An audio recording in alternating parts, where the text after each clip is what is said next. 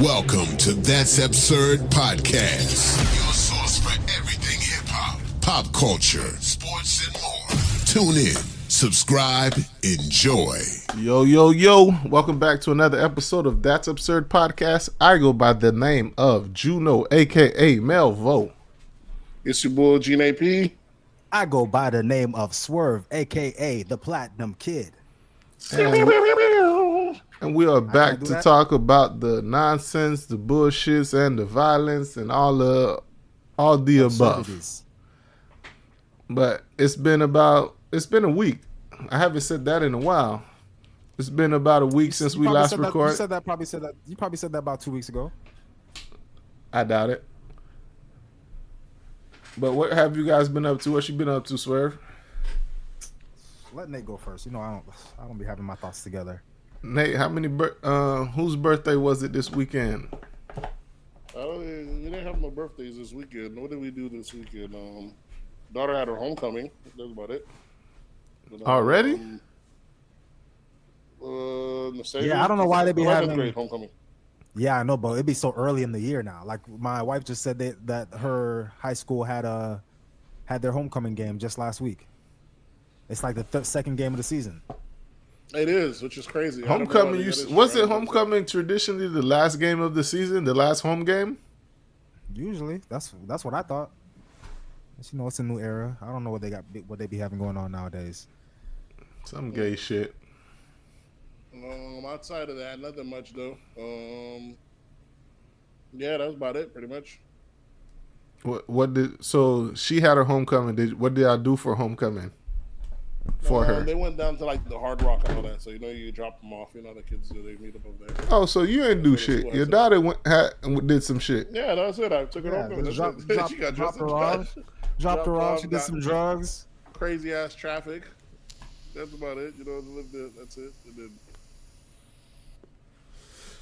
then your kids aren't the type to. You would be surprised if you heard that they was doing drugs. No, he wouldn't. So I don't know if I'd be surprised. Suburban kids. That nigga got they won't two. Be busy fighting. They might not be.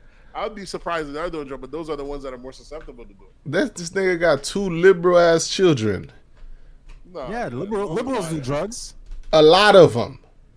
Yeah, conservatives do too. I'm not saying conservatives do cocaine. Yeah, you talking about mushrooms, methamphetamines, pills. No, my younger kids, I wouldn't think they're there just yet. Not the younger ones, the two older ones, yeah, for sure. I think they might be. Get the fuck out of here, Nate. You act like you didn't grow up as a fuck. You wasn't her age, and when you were her age, your friends were doing what? Yeah, but she's probably a good girl though. AP, yeah, she's an AP.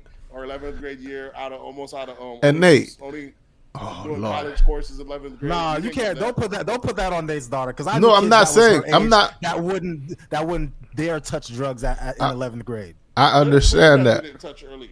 I understand that, right? But let's be realistic. Just because your kid is performing well in school doesn't mean the environment and other kids and their friends ain't on bullshit. Because all the people we went to high school with, that the chicks were doing AP shit, and what we was doing, we was robbing Mexicans and pushing dick in them bitches. Half the time, they weren't doing that. How we were raised up is nowhere raised up how my kids were raised up. That in itself is completely different. And even then, the girls back then, I knew girls that was raised the same way your girls is raised, and they wouldn't dare. I'm not saying all kids. You can't put it back on Haitians. Haitian Christian girls with a Haitian mom, it ain't easy. It ain't gonna be easy for her to just fuck out of here, Swerve. Christian mom ain't gotta do nothing because Haitian girls. What do we say about pastors' kids? What do we say about? What do we say about pastors' kids?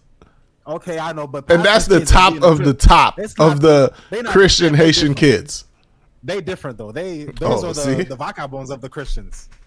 It's the lockdown kids you have to worry about, and the maybe too free. My kids aren't either locked down or too free. So they're right in the middle. If they want to go out, they can actually go out. My issue is they never really go out. So it's the kids that were used to be on.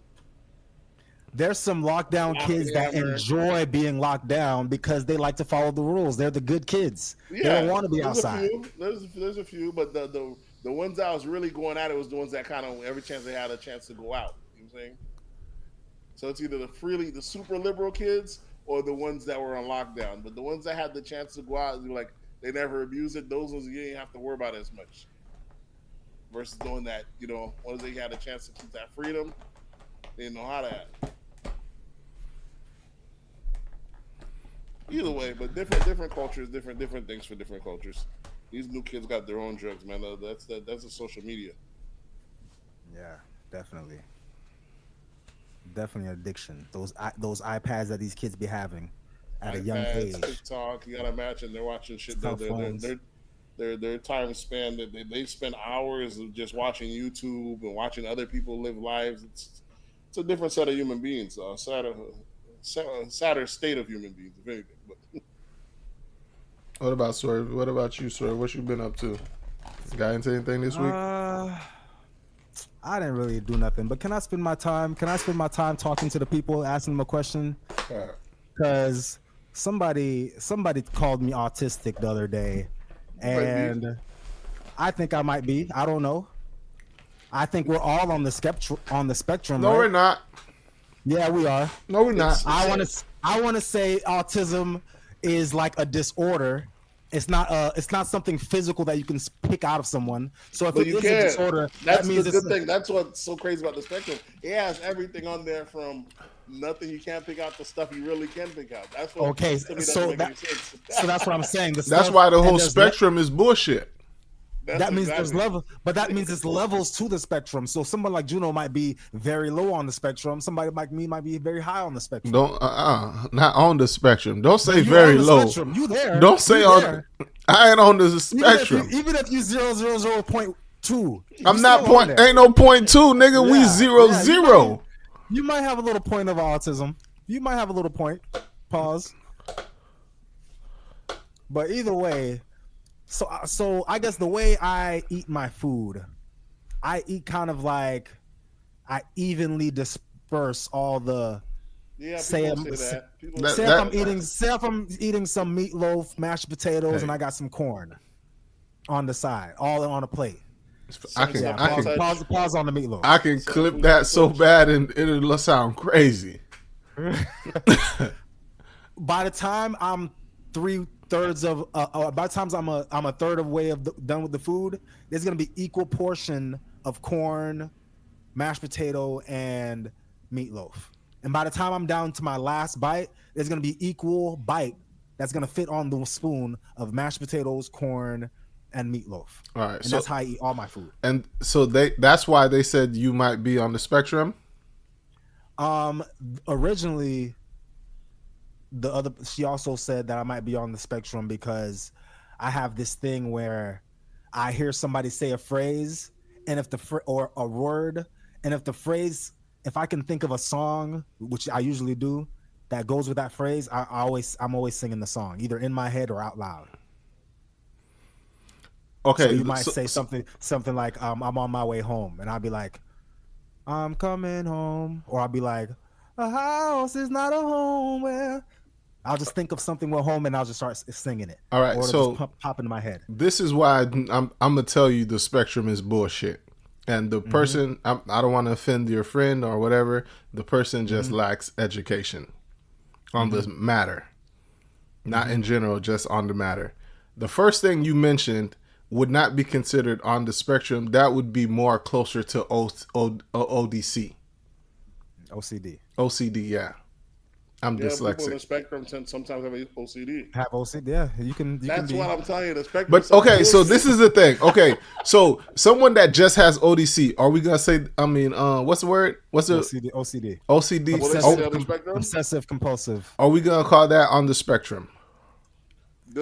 I don't know. Nowadays, anything though. They'll say that's why I'm telling you. The thing is, we have a name for what the person has, but. Yeah, for extra funding, they'll include you onto the spectrum. So that's just for extra money. I mean, that's why it's bullshit. At the same time, right? I can be like, okay, this guy has AIDS, but he also has a sexual transmitted disease, right? Nah, that's different. No, AIDS is a sexual transmitted disease. Yeah, obsessive compulsive disorder is part of the spectrum. No, so you said this guy has AIDS, so you can what's the name? I said this guy has AIDS. Yeah, cool, but he also has sexual transmitted disease. So what you're telling us is that he contracted AIDS through sex. That's the difference. You see the difference? Nah. Because you could get AIDS from a blood transfusion, and you can get AIDS by fucking someone that has AIDS. It's AIDS being a sexually transmitted disease means that person got AIDS through sex. You can have OCD and not be on the spectrum, but if you're on the spectrum, there's a good chance you might have OCD. Yeah. That's better. That's a better way to phrase it or word it. But to say someone that is OCD is automatically on the spectrum, that's false. Yeah, you're right. And to say someone who has a sexually transmitted disease automatically has AIDS, that's false. That's also false. Yes. Yeah, the opposite way could be true. There's other diseases. The opposite way is true. If you have AIDS, you definitely have a sexually transmitted disease. There's a new thing called neurodivergent. That's what they call, I guess, retard or what's the name. But that's the thing they throw on everything nowadays. That's the neurodivergent. What does that mean? Neurodivergent. That's like a proper way of saying, because retard is not considered an insult or any kind of mental health issue. It's the new go-to thing. It's the new spectrum. Neurodivergent makes it seem like it's a mental, like something's wrong with your brain. Anything that's mental. Technically, it is. Technically, it is. I'm with that bullshit. But it's just a PC. It's just a PC way to say retarded. Yeah, they keep changing the word for retarded. I think it's a better way to say retarded. Retarded is very offensive. This is not offensive at all, and it makes sense. Who was it offensive to? It's offensive to the people who have to hear it. I don't like you calling people retard because I know what vitriol comes with that word because I use it to people. For me to call someone retard, but the actual retarded people don't know that. You just have too much time on your hands. But just because we can make fun of retard. No, he has that's too. My problem. If you're insulted by retard, you might not be a retard. If you want to use that other term for the word retarded, you just have too much time on your hands. I ain't got enough time to be telling you two words when I could just tell you one. Yeah, you just call it, yeah. I like the word. It's a nice, big, smart word. It doesn't make anybody feel any kind of way. And if I'm insulting somebody, I can't insult them with neurodivergent. I got to use retard. So now that means retard becomes strictly an insult word. I don't like that because that's how they get words. That's how people push policy. They give stuff new names, and before you know it, they throw new meanings under it. And before you know it, that's how they cancel out words. Like retard used to be a regular word. It is a medical term. Medical retarded, retardation. They used to call people. They used to be called dunce before that, or slow. But then it became like we keep changing it. We keep saying, "Oh, now this is an insult. We can't say that." Same thing with nigga and negro and colored person. Every few years, an activist says, "Oh, that's a bad word. We don't say that anymore." Nah, nigga ain't going nowhere though. Nigga's already a bad word. Half the country can say. But I'm saying white folks went from calling us nigga. They didn't call us niggas. They called us niggers. From calling us nigger to calling us negro to calling us. No, they called us negro first, because negro is a color. Negro is based on a color. Origin of the word is Latin, negro. Listen, what I'm saying is. They went from nigga, negro, whatever, but between the proper way for them was always negro. Nigga was always in the vicinity. And negro is not an offensive term. Well, it's now an offensive term. That's what is that's the what I'm end? talking about. Society turned into an offensive term, just like negro. That's why they don't. Society has never turned negro into a negative. Absolutely did. Oh yeah, I gotta. Yeah. Ain't nobody calling me a negro. I understand that. Because in the time we're in, no one's calling you Negro. They call you this black, time, right? if they They say call it's you considered black, an right? insult. They call you black, right?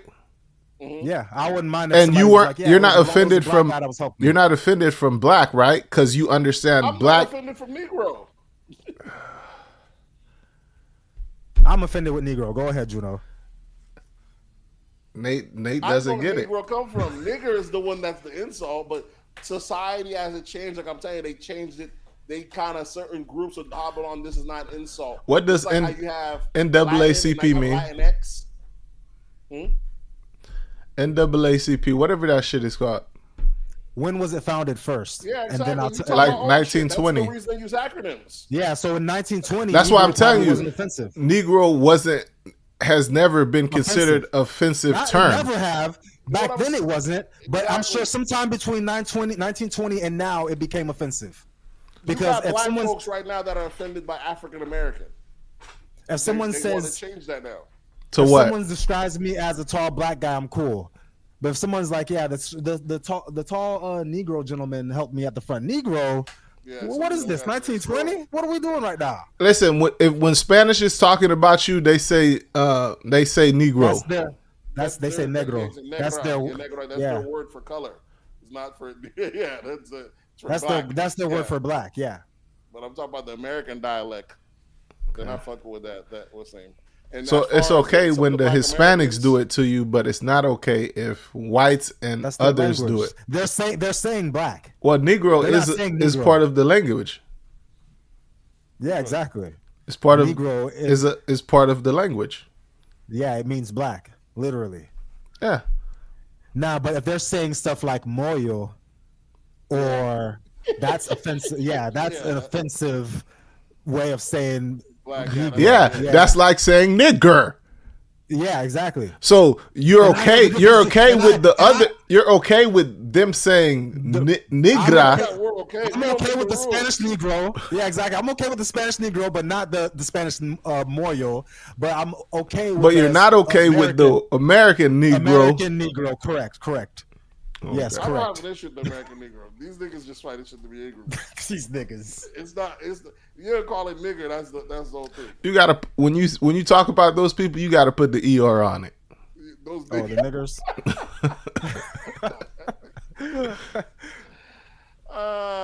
'Cause them, You know what it is? You know what's crazy is that like I'll say, Black Americans. Some Black Americans now find it insulting to be called Black American. That's why they going by ADOS. They find it African American offensive. They find the word because one, they don't like the fact that they're hyphenated. They're like, nigga, I'm American, I'm not African. So now they're delineating. Period. They're like, we've been here long enough. I got a rebuttal for that. I think Of everyone course, needs you to be you gotta hyphenated. put them in front of a nice white person to check them, and white person will let them know exactly what they are. You know what I'm saying? But nonetheless, they do make an argument. You know, some of them been here since the founding of the country, so they're like, I'm American or I'm black. They call themselves Black American.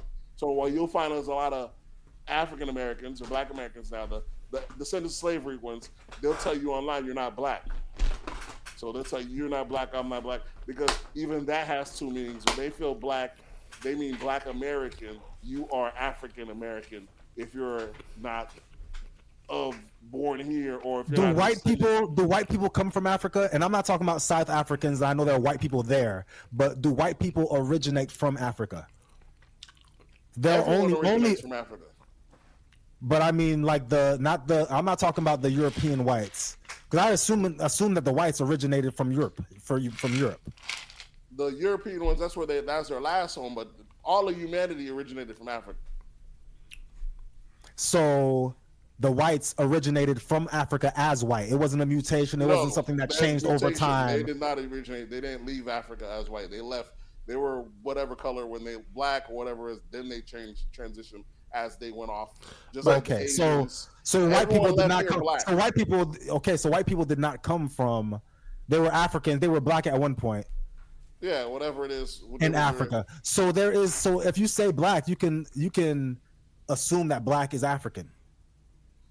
So if someone says I'm African American and they say I'm Black American, I don't see the difference.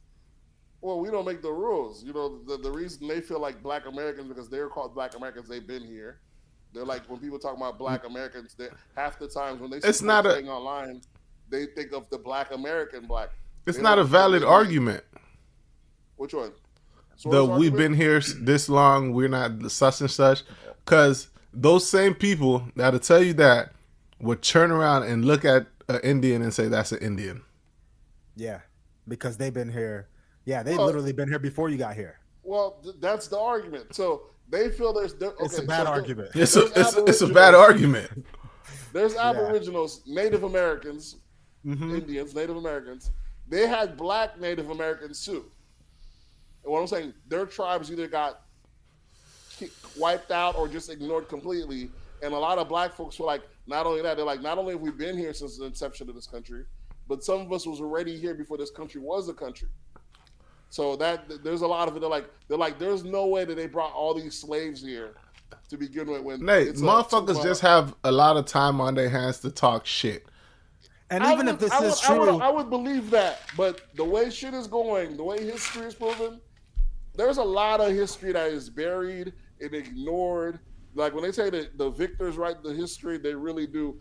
Black folks, Black Americans in America, when it comes to shorthand of the stick, like that definitely got the shorthand of the stick. Like from history being wiped out, there's levels to it. Like the fact that there might have been a lot of them that was here already is kind of crazy. Okay, but even with that being said, if I find out, okay, there was a lot of already Black that means you're natives originally here. The people of here. This is your country. But who's to say I'm descendants of those Blacks? Just because you find out. That's what I'm saying. You can all do. And then you got Black Americans. Listen, there's no Black people in the world that has a better record than the Black Americans because we've been keeping records since back then. So the ones that are Black Americans that can actually have they have their ancestry through the slave. Nate, they do not. That's not true. They are. So I see them every day. Don't know what the hell you're talking about. You're talking about African Americans that came here and didn't know how to read and write and didn't have nothing to read and write. How could they keep record? I'm not talking about those. Once they got locked down, there's a record of them. So you have African Americans that could go back 8 generations. You have that's nothing, Nate. 8 generations is not that far back. What I'm saying is, you got most people abroad. They don't have no records because most places didn't. That's most people in third world countries. If you go to developed countries, if you talking about a developed country, everybody has lineage, and everybody has a record of their lineage. I'm telling you, African Americans lineage is gonna start. If the earliest is gonna start, is gonna be when they were brought over here. That's when it's gonna start. They're not gonna have records from prior. But a white family would be the same. It would be the same thing, though. Just because you're not a slave, if you're here and you're getting born, you're going to hospitals. You're gonna have. They were here. But that's what I'm telling you. The whites, being that their ancestry is in more developed countries, they have records from before they got here. Okay, but you have some Blacks that were here that were indigenous. Their records is through the. Where are the records? They have them through the records of the Native Americans. When they put them up on the side, so you see different tribes that either got wiped out. If these records were here, why are they making the argument about that in 2025 and 2020? What are you talking about? Some of these arguments been happening. You talking about you're going against the system? It's been happening. Where? I have heard because I actually know. We are. How far are we? We're at 2025. Correct. You have people that are just now realizing, 2025, that are just now realizing that Israeli runs U.S. They've been doing this since the 60s. You have people that were 2025. You have people that just now. You mean people that look like us are just realizing it? People in general, the mass public. Hitler did not get killed over in Germany. He died his last days over there in Argentina.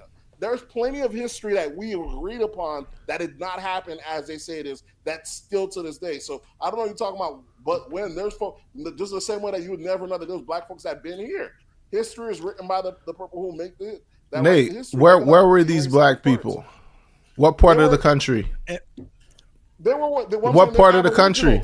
What part of the country? South, it could be anywhere, whatever it might be. Whatever I'm just saying. When they got wiped out, which a lot of Indian tribes did, they conformed some. So they got wiped out. They got wiped out. That means they don't have no ancestry. Some got wiped out. Some got put into bondage. They have the records of them, and then you have the almost, and you have the ledgers of how you see how America kept changing their names as they're stealing their history. And then here's another thing that you can see: white folks been scheming from the get-go. You had white folks that came in the country 1 year. You know what I mean? Hear me out. Yeah, white folks that came in the country. Let's say the country started. What year? What the country? The founding date of the country? 1776. Okay, let's say 1776. You got white folks that came here 1776. Come 1778, they're filing the census that they're Native American, so they can get the land grants and the rights to the land, shit like that. These practices. What the fuck is Nate talking about? Countries. What I'm saying is they were immigrants. They went back. That's why they call them $5 Indians. They went back and changed their lineage so they could get the benefits of the people that were going to get reparations and all that. So that a lot of what Indians does that have to do with black people being here prior to? You're displacing black folks. You're taking their lineage. You're losing. You can kill off a black family and you can write yourself as that. You're that family. You're not that Indian family. This should happen. Okay. So you know how much Indians and also plenty of people lost their resort, lost their reservations, lost their lands. They weren't called reservations; it was just called land. America came and named it reservation as part of the land that they were giving those. Or that's fine. I'm just saying. I'm just giving an example. I'm saying plenty of folks that words matter, Nate. Lost their claims. I'm saying lots of folks got ripped off, lots of their claims. Lots of black folks got ripped off and lots of claims. Like I said, we don't even know any notable black tribes. They got their whole thing stolen from them. They just either got put in bondage or just got. You know why we don't know? You know why we don't know? Because they weren't fucking there. That's not true. But I'm showing you those records. Whose records? You bring the white man's records telling you that he ain't black people shit. Now we talking about. That's not their history. Now it's because you believe the white man against these adults and racist people getting called all types of tetters. These motherfuckers post up receipts. They're not delusional. There are plenty of black folks that have been here since the founding of this country. Now that might be news to the we're not arguing that. We're not arguing that. You just said they're not there. No, your arguing. Your argument says that there was a clan of black people here. Yes, they had blacks here. I don't know if they were. It wasn't a clan, but yeah, I'm not saying like a whole tribes. Clan, but we had black people here. That's a clan. If it's a tribe ain't nothing but a clan. Different word, different language. What's name? I'm not even saying the whole group was black. Even if they had it, but they had black troops and they got disposition, either killed off or sold off, and this regarded as black. We had that here. That shit happened. So black folks, and there's a reason they keep changing the name of black folks over time. And as you said, you can't get any reparations. They keep retwisting it. Black folks alone, a lot of them would have got it just through the Indian stuff, just through the reservation there. But once you end up not paying attention to their own tribes or ignoring that tribe altogether, and this should happen. And then they have photos online where you see plenty of actual Aboriginals. Full black features, actual full black folks in 4K, right? I know one of them. What's the name? You got they're not 4K, man. You got the pictures now. They're black and white. They can tune it up, but this should happen. What I'm saying is, Nate, guys don't know. The time that you're talking about, there was no cameras. That means everything would have to be hand drawn. I'm not talking about. If we're talking about, if you go to drawing, you don't even want to go to drawing about America, bro. You go to drawing about America, or most of these places, black folks clearly show black folks different. Anything that's drawn was practically whitewashed. That's £200 off for a family of 4. You go to the Bible. First picture. All right, y'all. Go to the Dead Sea Scroll. Let me see. What I ended up doing this weekend. Me, the wife, took the kid to SeaWorld. That was pretty much it. It was just SeaWorld. Nah, we just went because we season pass holders. You guys like supporting slavery. That's why you guys went. It is what it is. What, you talking about the killer whales being slaves? I'm talking about all the animals. Anytime you go to an aquarium or a zoo, you're supporting slavery. That's the thought that went in my head when I was watching the killer whales and the thing. I was like, these are just slaves.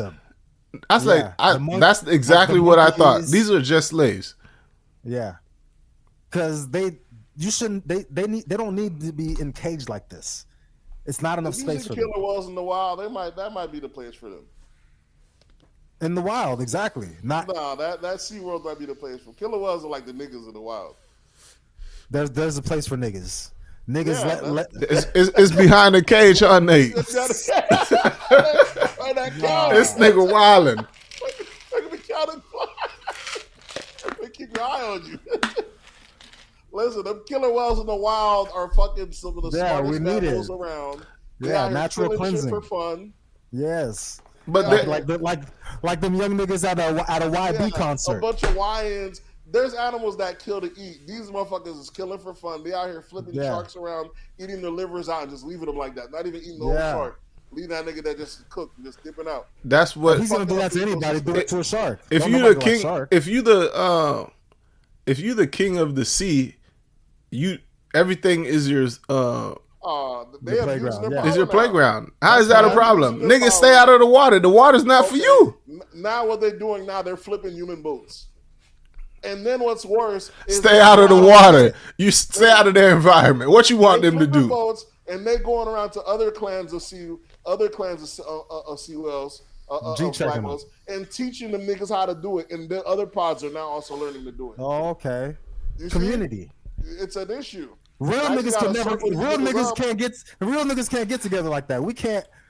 You're not gonna see no Chirac niggas coming out of Miami and like, hey, yo, we could really run this shit. Of course not. Really do this. Us humans know what we're on the top of the food chain. We gotta start checking some of these animals that's getting out of line. So, once the killer whales are a problem. Electric shit don't work in the water. We're good. So you're not gonna go to the water? They're not gonna find a way to beat us on land. It's impossible. So we're good. The lands, they could just wait it out. The polar, the ice caps are melting. Most of the world is water. They got most of the world. They're already winning. They got one that's landlocked. We're the ones. We're the ones hiding behind walls. They're like, nigga, we run. But shit. if we really wanted to, though, we could really wipe out the whole oceans. Every animal in the ocean. Every animal. If we wanted to. That would be hurtful to us though, because we need the ecosystem of the ocean to keep going how it's going. Maybe. No, we definitely do. It's true. I mean, we definitely need the ecosystem, but the way them Chinese motherfuckers be, I be thinking we were gonna run out because they eat everything over there. That just lets you know how of an abundance there is in the ocean. Yeah, that's why I'm like, I don't think we could actually wipe out everything. We can. They know. We could just pollute the water. Yeah. We could pollute the water, kill everything in the ocean. Then throw some chlorine in that bitch, turn that bitch into a big pool. A giant freshwater earth. No, shit, a giant wave pool. We pretend that we're smarter than us humans. We're still on autopilot. We are. As long as you have thumbs as long as we have thumbs, that's it. It's the thumbs. What I mean, we're not as smart as we are because I feel like we might still be dumb. We're still following the lead of certain people. You know what I'm saying? Majority of the times we're following the lead of someone, whoever has the monopoly on violence. Oh, so you mean I feel like as us. people, as humans, we're not as smart as. Because how the fuck we even live? We're not as smart as who? We're not as smart as who? We're not as smart as we even think we are. Because how we get up in the morning and we go to work, we do all this shit. When the fruit grows from the ground. The water is right there. We literally going to work to. These other animals live for free. It's because we are so smart and we've created things that they couldn't create. We created. You know what it's called, Nate? It's called civilization. We tricked ourselves, and that's exactly when we came out of the cage era or the cave era is due to civilization. Yeah, now the birds looking at us. Look at those dumbass niggas. They gotta sleep for 8 hours, then go to work for 8 hours, then go back and be in traffic for 8 hours, and we think we civilized. Meanwhile, the bird just fly, live his life. Yeah, no, but you know what? If we have a civilization, if it wasn't for civilization, we'd be living like the Lion King. It would just be a circle of life, and you might just be a random ass gazelle, wake up tomorrow and be somebody's dinner. I get that, but we are in a circle of life. We just don't look at it like that. There's different systems. We're in the United States system of life. You know what I'm saying? Where we prop up capitalism and all this other you're shit. trying to we break do it down at the into detriment. We do it at the detriment of keeping Africa and Brazil and South America poor. So shit that we even claim works doesn't even really work. We keep our foot in the neck of our competition. It still works, yeah. It's straight gangster shit. It don't really work. We're like the lions / hyenas. Somebody has to be the gazelles and the zebra. Yeah, exactly. System. You're trying to say it's different. It's not really that it's the different. same animal kingdom. Nate, they're putting us to work for Swerve. 8 hours. I don't know why you going back and forth. Nate don't believe in this shit he's saying. I do believe in If Nate believed in this, I don't even understand the concept of having to go to work for 8 hours. There's Nate. Trying to break the chain. There's still places in the world where you can go where you won't have to work. Yeah, but I live here. I can't. You can move. I don't want to move. So if we're saying we're dumb because we haven't figured it out, there's some people that have figured it out. Yeah, of course. We can go there. We have the system here. I don't mind the system here. I'm saying it's kind of dumb. You see how bad niggas don't want to go to work? He don't mind it, but it's dumb. Here's what I mean. Our system here requires us to be to work for 8 hours a day, this, that, and third, for you to just get by. So I'd rather play the rules we have here, get an abundance so I don't have to go to work and opt out. I don't want to go elsewhere that has no system together and I still have to go do everything else. Our system is cool, but I still see the flaws in it. Every system has its ups and its downs. There's people that just live off the fat of the earth. You know what I'm saying? There's farmers, types, this, that, and the third, which would make sense if everything was like that. But in our system here, it's sink or swim. There's really... If you go to work, you will literally have nothing to eat, and you will be a bum. You love our system. Nate, but you can. That's why you love it. Bye. I'm not gonna be a bum. No, you love it. All this stuff you're saying, and you wouldn't. You can do that in this system. You can go buy land. You can grow your fruit. You can. Yeah, but you can do all that. The wealth first. I'm telling you, you have to acquire the wealth. This, that, and the third. So that's how it goes. So it's still. That's what I'm saying. So they still. You've already done that. What do you mean? Message on your phone from Sharon. You already got to the point where if that's what you wanted to do and live off the land, you could have been doing that 10 years ago. You can pick up right now, go buy a hut somewhere and live off the land. Not in America. No, not in America. Yeah, that's what I'm saying. Go abroad. That might be the end game down the line, but I'm just saying in America though, in general, the way we prop it up like everything's working, or any system, I feel like we do it off the struggles of or oppressing other countries. Speaking of oppression, right? I had a question that stemmed from Young Thug's interview last week pertaining to Betrayal, because that came up a lot in that interview. So I just wanted to, I guess the question of the week is, have you ever been betrayed, or when was the last time you felt betrayal?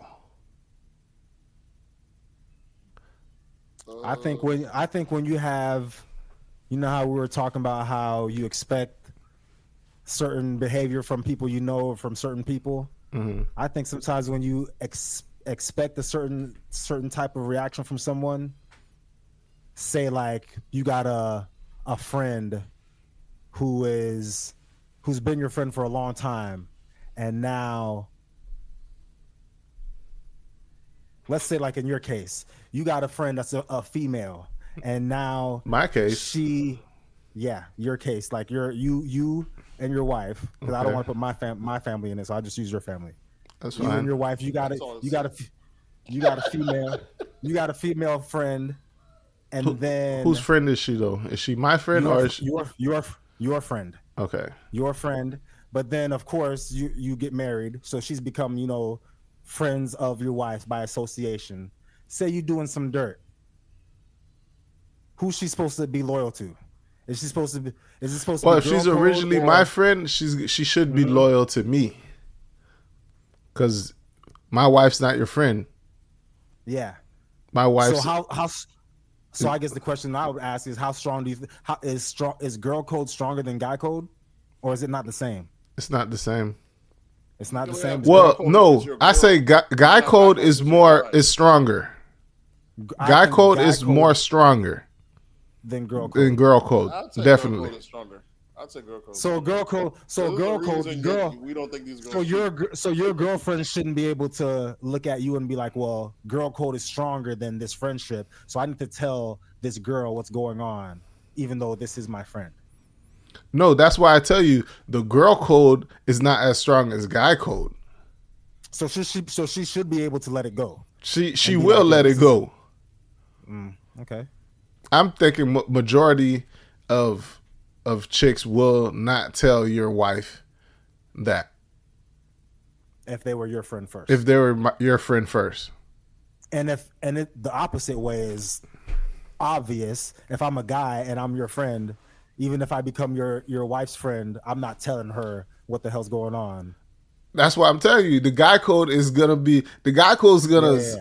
stick. The girl code. Oh, here's Swerve messed it up. He's talking about if you're friends with the guy, for example, if you're friends with the girl and then you met her husband and she's cheating, would you ever tell her husband? What if she's cheating? If she's cheating on him, or if he's cheating on her? If she is cheating on him. Yeah, if you became cool with him too. Yeah. I don't think I would. I don't know if I would tell him. Because you were friends with her first. Yeah, I'm probably not telling him. So see, it's the same thing. So no, guy code is only really for like my real niggas, not no dude I just met and we kind of cool. Guy code is for friends. For all guys. No, guy code is for friends, not acquaintances. Some of it is. Some of the guy code is Drake. That's who. He's not supposed to go around telling. There's. That's why they call it dry snitching. You know what I'm saying? You say what guys going around telling other guys? Drake is going around telling all the boss. Dry snitching. You're supposed to. That's the whole reason why it's frowned upon. Guys aren't supposed to go tell other guys. Period. Yeah, I guess. Yeah, you're right. Yeah, you are correct. Like that. That's why guys are. Hey man, that's his wife. What you want me to do about it? You know what I'm saying? So what's the guy gonna do when he tells on you anyways? He's either to replace you or see you be replaced by somebody that's gonna do the same shit. So what was the original question, Juno? Have you ever been betrayed or felt betrayal? And if so, when? You don't have to say who, or you. If you want to expound on the story, you can. You don't have to say the person's name or the people name. I get what Swerve was saying. I don't have much betrayal because I What was Swerve? Swerve was talking about something else. Go ahead. Swerve was starting to talk about that. He was kind of saying how you feel like you get that happens if you have like an intention about the person. So it's almost like if you give the person the room to betray you, in a sense, you're gonna be betrayed. So I meet people where they're at. So I don't put any intentions on them. So I'm not led to feel betrayed in a sense like that. Yeah, I know what you mean. Yeah. Like saying like that situation I use with Juno and his imaginary friend. If he knew that she couldn't be trusted with such information, he would not let her know that whatever I'm doing dirt or whatever. Correct. If there was even an option, if there was even a slim chance that she might be like, you know what, I gotta stick to girl code. Yeah, but if you know she's not gonna tell, but have at it. Then you like. Yeah, you gotta know. It's the whole thing with the betrayal is you gotta know who you're dealing with. If you got a side piece, you gotta know, because some side pieces is down. They'll hold you down. They're not gonna tell. They're gonna go down with the ship. But you know, some ones they'll get mad one day, then they calling your baby mom, they calling your wife. Yeah, letting all the juice out. You usually know who that person would be, and you don't make them a close friend. Yeah, you're right. You're right. Because like people like to pretend like they don't know that this person is this way. Yeah. You know what type of friends you like if you have a friend that's a hoe and you know she's a hoe, you don't have to call her a hoe, but you know not to trust her around like your husband or something. Right. But people want to act like they get surprised when some shit like that happens, when you know your friend was a hoe and you know your husband don't have a problem cheating on you and you put them two together. Same thing with guys too. If you got a dude that you know he's slimy, backdoor, he might just show your girl a couple of stacks. He's that kind of dude. You got to know who this guy is, who you dealing with. Don't bring this girl to the club. Niggas out here be backdooring they best friends for the monkey. That happens. So but then what happens if you have that friend that you know that's like a dog, regardless? You know what I'm saying? Do you frown him for him being his nature, or you be like, nah, you can't. This friend you can't bring around the old lady because this nigga's a dog. It's just his nature. If he's really a friend, he would know who he. You could be a dog, but you got gotta be your real friend. Like, but some people have attributes that are that. You gotta be like, this guy's girl is off limits. He has to have some that, type of limits. It's a respect thing. That means he doesn't respect you. Yeah. But because you also have character flaws. Some people that's like gamblers. Nah, that means that because niggas know what the dog guys you're talking about, like the dog that he'll hit that anything that chase everything and would backdoor his friends. But those guys know the person they would not do that to. Not to try. They know moms, nigga. These are solid. They got that dog. Did you let that guy around your mom? Exactly. You want to be like that guy, but he's a charmer. He's a ladies' man. That's just what he does. That's his default. That's the Delonte West right there. Or you put some pussy around him, he's going for it. That's the thing. If LeBron James knew that Delonte West was out here fucking people's moms, he would have never brought his mom to the locker room. So does that mean that's like his character flaw? Like anything like he don't do respect, you're like, nigga, it's like his addiction. No matter what you put in front of him, he's breaking. That's you gotta have some type. So you gotta no, because you have that flaw, you can't be my friend. So does he chase after every piece of vagina, or if the opportunity is there, it's being chased. If it falls to him, it's being chased. Nigga knocking off moms, sisters. Yeah, I can't. I can't be around that guy. Yeah, I can't be around a guy who doesn't have any type of self-control. No self-control. He's usually good, so it's around. But if it's around him, I'm good. You don't want that nigga at your house if you're not there. I don't need nobody fucking my mom. Please, I'm good. But he's still a solid dude. That's what I'm saying. So there's people that have attributes like that. No different. Ain't no fucking. Nate, you always making excuses for bad behavior, bro. He's a solid dude. All day talking about he's a solid dude. Fuck out of here. This nigga fucking my mom. He's a solid dude. This shit's crazy. This nigga Nate is all every time someone's doing something that's despicable, Nate defends it. No, Nate got a lot of despicable friends, and he don't want to get rid of them. So he just makes excuses for their character flaws. Meet me where I'm at. No difference. I accept people for who they are the same way they accept me who I am. What is this putting limitations or putting other features on people? It don't make any sense to me. You're only making your own self disappointed. This person or these people you're thinking about, you think they could look at you and be like, "Oh, Nate has these character flaws that I'm just gonna look past them because they have." Some of them they do, some of them they don't. Like I be tardy. Some friends deal with me for years for being tardy. Some friends I ain't fuck with that nigga. They take it personal. Yeah, there's levels though. You guys might be the group that happen to be fuck with me. There's some people that don't fuck with me. Period on that late shit. Don't put us in no groups, nigga. You don't know what group we're in, nigga. You don't know. Hey, don't call that list too early. I'm just letting you know, everyone has different stuff that you accept in your friends group. So I don't see how it is. There's some people have bad behaviors, some more than others. But that's how it is. You know, you're saying some folks get drunk, they get too crazy. That behavior is an unacceptable behavior. Fucking hitting on wives and fucking moms is unacceptable. He's not hitting on them, but if it's there, if it falls in his lap, it's getting. What do you mean? So if I'm having like a barbecue or something, and they happen to be like on the patio alone? No, what he's really saying is, if your mom and your wife and your sister are whores, okay, he will have sex with them. When he said put it in his lap, the women have to be the one coming to give it to him. Yeah, if they're giving it to him, he's taking it. So I don't know who's some those same guys you're talking about. I think they read the signs all wrong. Somebody could just be laughing, kikiing with my husband's homeboy, and then he'll take that as she's hot and ready. So now he got to go into overdrive now. I don't know how it works, but some people have that. You know, some people have an innate ability with even just the opposite sex, depending on age. Is that it's like they just vibe with them. It's like the vibration, and for whatever reason, they just click up with them before you know they smash them. It's not even like a financial thing. They're just that good with just the opposite West thing. So. Who's these people? All right. Yeah, keep that nigga away from me. Blast. Keep that nigga away from I'm just saying, you gotta keep that nigga away from my tribe. And it goes. It's no different than this is okay. The one trade I'd say that I couldn't look out for no stealers. I ain't rocking with niggas trying to steal from me, shit like that. You know, as long as we honest with each other, we're pretty good. But see, everybody got their own. Yeah, I guess because some people's not fucking with some people's not fucking with stealers. If they know you steal, they're not letting you in their house.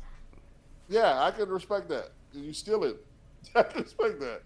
But then here's the other me, because niggas can steal from you at a certain level. Maybe I do have an issue making excuses for niggas because the nigga stealing, he's selling it to if that nigga stealing from Swerve and selling it to you for a discount, then I guess I'll let it rock. What I mean is, I feel like we have friends at a certain threshold. Once you make a certain type of money, it unlocks certain attributes that they didn't even know was in them. That nigga might not have been a stealer at 1 to 10,000. Okay, but when you start seeing 50 racks, that nigga might be a full-on burglar. Okay, I feel you. I see. It brought it out of him. You get what I'm I saying? see. So we had friends that when we started getting real money, they did some green shit to that. But that's what real money unlocks a different you. What friends we had like that? We got friends. I'm not putting out names. I'm just saying I done got money with a lot of people. Nonetheless, that money I don't feel bad because I know that money unlocks different characteristics out of people. You see the. That's why they say money is the root of all evil. It's not even the root. It just highlights what you already are. You see the excuses he's making for bad behavior. Yeah. That's why we're here. It's a certain amount. There's a certain number that unlocks. Yeah, exactly. All the things that Diddy got, it was a certain number. That nigga wasn't a thief. That nigga wasn't a thief at $30, $40. Yeah. But you put 2,000 in from him. That nigga's stealing. He's still, there's some people that's like that. There's tears. No, ain't no tears. That nigga. When you go to a corner store, and you don't steal shit because it's $1, $2. You ain't out here risking no shit. But let you go into a store and they fuck around and leave a box of Jordans unwrapped, or by the accident they out back, or some shit with real value, or a barbecue. I'm the opposite. Or you go to Home Depot, they forgot to channel the new barbecue with a propane tank in front of it, or the lawnmower, some shit with high value. Nigga, that shit gotta go. I might be OCD for real, cause I'm the opposite. I might drop $300 in the grocery store and then steal a 5-cent piece of gum. Yeah, that's klepto shit. That don't make any sense. I'd be like, I just dropped 500 in this bitch. Y'all gotta give me something. I gotta walk out here with something. Like that. There's self checkout. You're like, self checkout. And you got to check myself out. I gotta get these. I gotta get these $23 worth of steaks for the free ski. Yeah, that self checkout shit. Yeah, but there's levels. Is all I mean. Them self checkout is catching niggas stealing now. They got cameras now. They got cameras that check that track your shit. I don't know how that track your basket. It's just crazy. I don't know how. Misplace an item if you want. They gonna that red light go. Come on, Nate. They got me one time. Say, sir, you need to scan this one. I'm like, oh shit, you must have forgot this one right here, Lise. That's crazy. You know the scanning goes. Sometimes we're just moving too fast. That's why. My bad. I got you next time. So what we got in absurdities is we discussed betrayal. Nate still making excuses for his low class friends, low functioning friends. Listen, I'm just out here meeting people where they at. Sometimes you meet them where they at, and you be like, you know what? I don't like this guy. I'm gonna just let him go right here. Like a fish.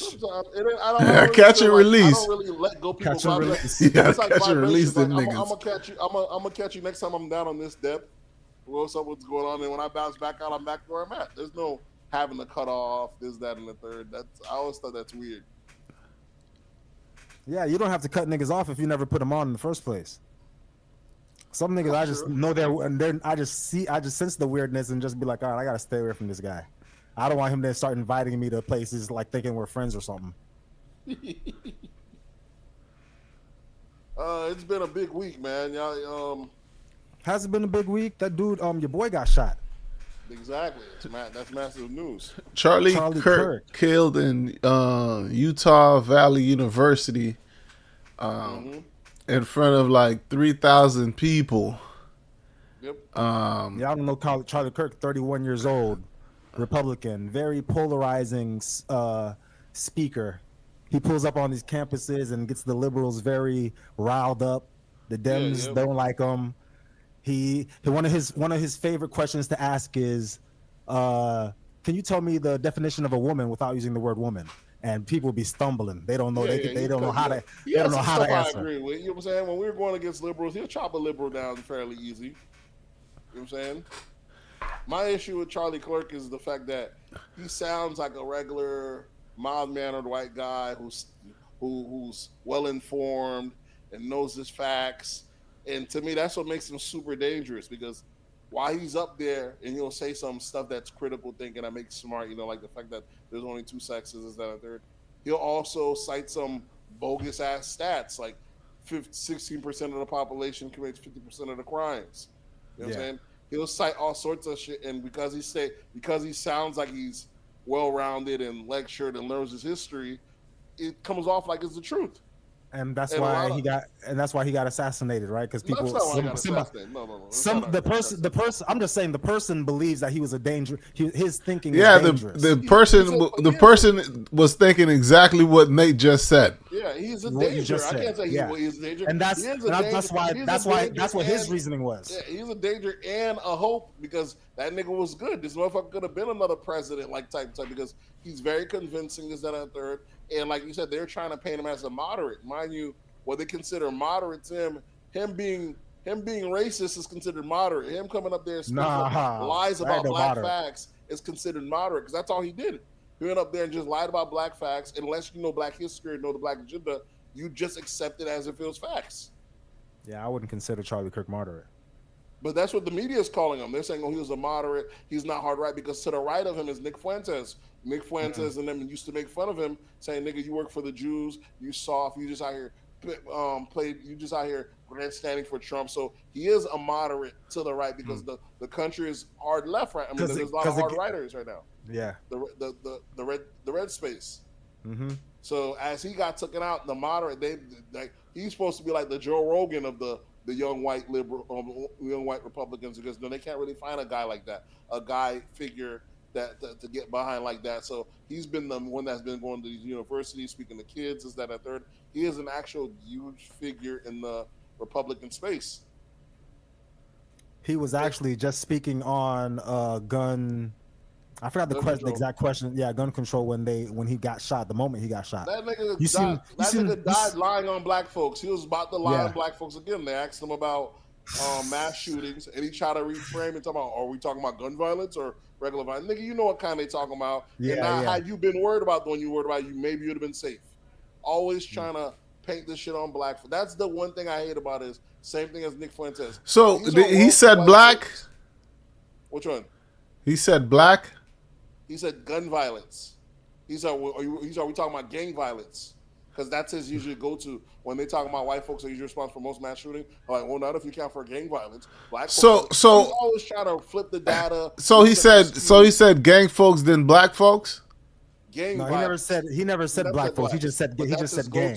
So we talking about gang violence. Yeah. So when you hear gang, you think of black? It ain't that I think of. I know his arguments. His next argument is going to be that there's black and Hispanic. But he didn't have that next argument. They shot the nigga. Yeah, we've heard this argument. Yeah, we've heard this argument plenty of times. Nigga had to stop the argument. Nigga said, this danger is getting out of hand. He done set the trigger warning. You look like he's going for the blacks right now. We got to set the course. Did you see the video of all the security out around him, doing hand signals and stuff? They're saying that maybe this was a planned thing. And then the video with the white guy with the white shirt right behind him. Yeah, that looks like he had they said he had some type of phone, a phone gun or something. Well, there's all sorts of strange shit that's happening. There was a plane that was landed that was registered to be taken off the radar thing for 3 hours. It landed, it got taken off the radar, they flew out. So they never said what happened with that. There's also this is definitely like a cover up. The kid jumped off the building. When he jumped off the building, you could tell he didn't have no rifle or anything against him because he jumped off the building. But when they found the gun attached. So did he unattach it, jump off, then reattach it, and then caught it attached? Who would do that? That makes no sense. Yeah, and put it back in the bag. Yeah, and nonetheless, Charlie Kirk was starting to go against Israel. As I told you, the party's moving more right, and they're making fun of him, the other nigga that left Fox News, all the niggas that they're not right enough. So they're cool with MAGA, which is under Trump, but Trump's controlled completely by Israel. So now, as the red pill space is going heavy against anti-Israel, anti-Semitic, you have to kind of start to distance yourself. So last time at the last Turning Point event, was the Turning Point is like a money political PAC that he's running up, one of the biggest ones. Shit's like the 50 million or 200 million, some shit like that. His last Turning Point event, he actually brought up I forgot who he brought up, the other nigga from Fox, and they're bringing up, does Israel have too much influence in American politics? So the shit was becoming heavy. He started to go against the system. Like on the system, and as you can see, they blew his top off. And what's just crazy, as soon as it happened, niggas is trying to pinpoint who it is. Them white folks are saying we have to fight back. They try to do everything they can to put that shit on black folks. Black folks are. I knew it wasn't no. There don't be no black people at these rallies. It don't be no. It ain't even black folks ain't going out sniping niggas. Yeah, for talking. that ain't shit we do. That ain't our MO. Except the one, the DC sniper. The DC sniper. Yeah, there's always a one-off. But even then, he was just wasn't he just shooting random people? Yeah, he's just shooting random. Yeah, it was random people. Yeah, it wasn't no political thing. When you see a black sniper, he's just shooting random people. We had one in Seminole Heights in Tampa, and he was just killing random people hopping off the bus. You know what's crazy? Just a day before that, it's the time not to be on public transit. Yeah, you know that's where you're gonna catch the crazy people at. A white girl got killed over there. I don't know where it was. In DC, was that white girl that got killed, that stabbed by that black guy? In the neck. It was like Virginia, North Carolina. North Carolina. Yeah, North Carolina. That the news was trying to push that heavy, making that the whole thing. Like y'all know, Nick Fuentes. The news didn't cover it, bro. That shit happened. That shit happened like 30 days before anybody put it on the news.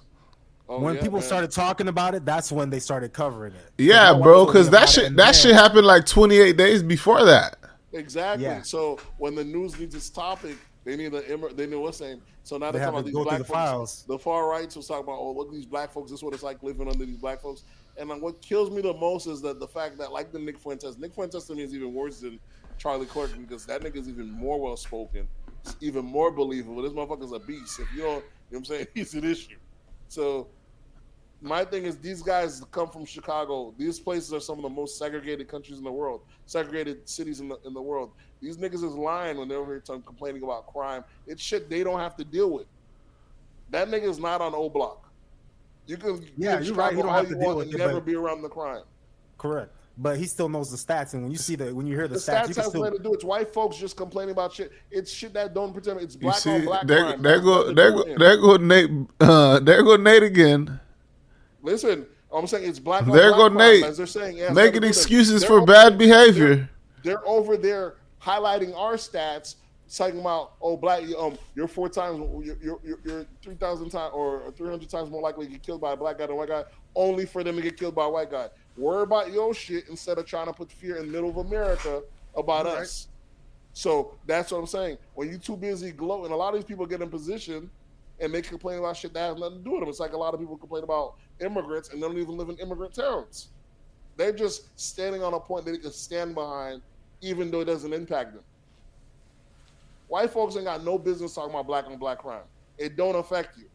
If you're not worried about the financings of it should be us black folks beating down the doors complaining about that. How the fuck can they use that knowing that we're being talking about we create 50% of the crime? It's like we're not being over policed. You know what I'm saying? The shit don't make no sense. Each time they push our shit out, it's so they can keep degrading us and use us as a scapegoat. Meanwhile, they never look at their attributes. They never bring up the fact who's the mass shooters. You don't speak on nobody white. They're acting like he's a moderate. Meanwhile, he's coming up there to shit on us every day. It's a tell as old as time. This nigga Charlie Kirk talking about black folks was better under slavery because we had higher marriage rates. And white folks out here clapping this shit up. Yeah, it's crazy. Because they had higher marriage rates. Nate, you don't even like black people. Well, I don't know where you get that from. I like plenty black folks. I don't think how They got a lot of black friends. exactly. That's exactly what it just sounded like. Some of Nate's best friends are black. Listen, I just don't go for the whole. You know, I when I see a fake, I call a fake. No different than Dr. Umar back in the days when everybody's hyping him up, talking about you can't marry this race, that race. And I'm like, this nigga's not even married. This shit ain't making any sense. They don't pass the smell test. Well, you got these preppy white boys talking about crime, and I know they come from an area that's nothing but white boys. Why are you even talking about it? This shit don't affect you. What you're doing is you're trying to rile up a bunch of rural white folks, a bunch of white folks who also don't have to deal with it, just to get Jones in, and just to put you're creating division and hyping up some shit that don't actually impact you. You know what I'm saying? That's what I'm saying. It doesn't make any sense. Instead of us actually talking about, you know, shit that actually the work rates or any of these other shits that actually impact us all, we always going on. What's work rates? I'm talking about the wages. Yeah, the work wages. Yeah, the work wages, shit like that. We always going off some kind of social, some kind of made up class warfare bullshit they bring up. It's either abortion. Nate, that don't affect you either because you don't want to work. It don't affect what it mean. Yeah, the work wages affect everybody because if they pay good enough, you want to work. I just don't want to work for nobody. This is not I don't want to work. I don't want to work for somebody. That's the difference. I know a couple. I don't know the couple, but specifically, but there's a couple that's getting divorced because they're already like 3 kids in. Their oldest kid is 18, or 19. They're getting divorced because apparently she doesn't like the fact that he is pro-life and she's like a feminist. She became a feminist later on in the marriage, and now she's like pro-choice. Yeah. And this is just something that they can't agree on, even though they're not having any more kids. Don't want to have any more kids, but for some reason they can't agree on this, and they're divorcing. At least this is her reasoning. Yeah, because women are short-sighted. Feminism tells you put yourself first, and this, that, and they're not putting family first. They're very short-sighted. So she's gonna be miserable after that divorce. But she's 50. She's already 50. Yeah, she's cool with it. She's putting 50 has nothing to do with it. They always look at the other side of the sunset. She's not putting family first. She want to just check out. That's their legacy. That's how it goes. I just don't understand why this is the hill you're willing to die on, considering it doesn't affect you. You've already had all your kids. You haven't had no abortions. What are you talking about? Maybe it's the whole, you know. She just ready to get up out of there. That's all it is. She just want to get up out of there. I know that's what it is. These women be coming up with the crazy excuses when they want to dip and they don't want to, and they can't really find a good reason. Exactly. They'll come up with anything. Ever since they put that rule in, you're not allowed to beat them. They've been going crazy. When they put that in? It was like in the 1920s or something like that? In the 20s or something like that. 20s? Nah, that seems like too long ago. Probably in the 60s. I'm pretty sure in the 60s you was probably still allowed to beat them. You think so? I'm pretty sure. The 60s? What a like time. Back when Ike was around? Because why was Ike did it like it was second nature. Like this was easy for him. That was only in the black community.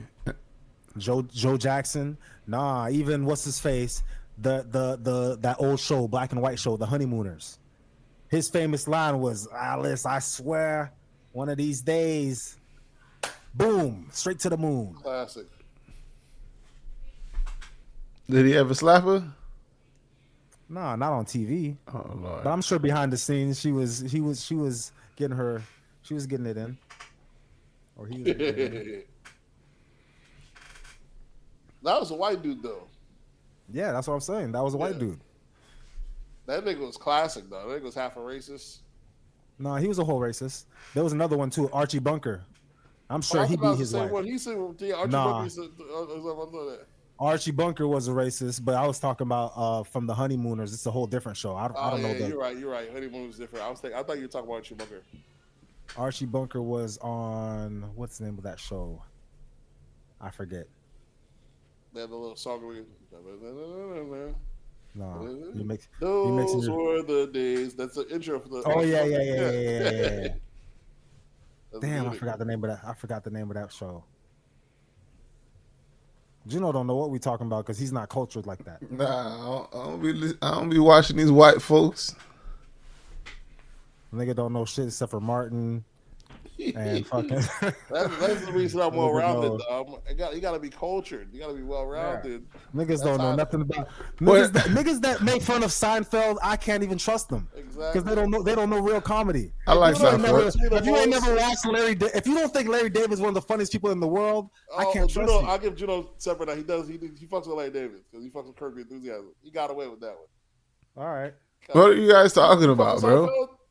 Yeah, I fuck with Seinfeld. Why wouldn't I? Okay, there's some niggas that don't fuck with Seinfeld. Niggas gonna be fucking with Seinfeld. I don't know. You gotta keep an eye on these niggas. Niggas just feel like they too good. They too cool. They too cool for Seinfeld. Just because I had cable. Nah. Niggas think I don't fuck with Seinfeld. No, you just not that kind of that cultured guy. You be seeing white people stuff and you think it's that ain't. Nigga, I watch Frasier. Yeah. Frasier's Black the shit. folks are the most cultured people in the world, and that's what I love. That the people don't see that because we're all put into a box. Yeah. White folks are only one. Black folks are the most cultured people. But when you think about the stereotypical black African American in America, you're not thinking that they're watching Frasier and Seinfeld. Yeah, but that's because that's what they tell us. But if you go even when you do concerts and they they'll do like a set in the middle of the day and they'll break out nothing but white music, the crowd will almost get it every time. Like they don't realize we know all of their shit. It's them that don't know our shit. But when you say we, who's them? There's a reason why they break us up into different blacks, is we're not the same. A lot of these people you're talking about that watch Seinfeld, I bet most of the people you know that watch Seinfeld is all Haitians, right? It might be. Them Haitians love Seinfeld, but I don't know Yanks that love Seinfeld like that. They might like other. That's just proximity, bro. Yeah, it's because that's who you're around. They was in the same city I was in, but I'm sure the niggas that stayed on 14th was not watching Seinfeld or Frasier. They might have they don't fuck with Seinfeld or Frasier, but they might have had. You talking about Nate? He talking about criminals. I'm talking about what I said. The stereotypical black American in America. Are criminals? You know who I'm talking about. That's crazy, bro. You calling them criminals. I'm not calling them criminals. They might have committed some crimes. There's different kinds, man. Like blacks aren't a monolith. So there's no telling. Like I said, there's all sorts.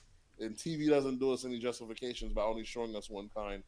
You'd be surprised all the different kind of blacks there. I'm learning every day. You got black folks that niggas out here horseback riding and taking bets like they on the block. Nah.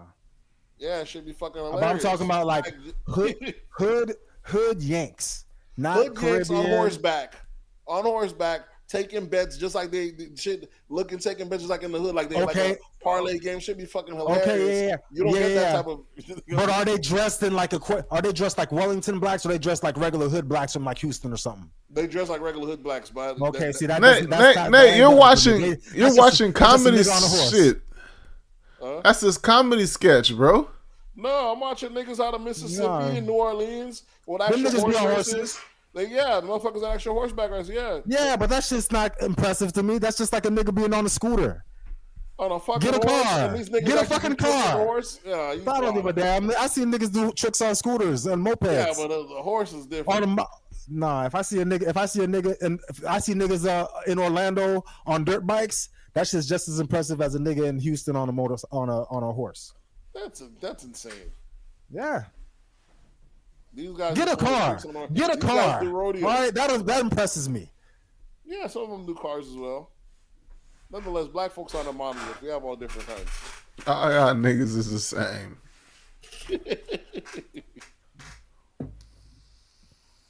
What was your opinion on the Charlie Kirk thing, though? You know that they passed some legislation that even if you make fun of him, nigga might get your passport took. You might get your fun of him.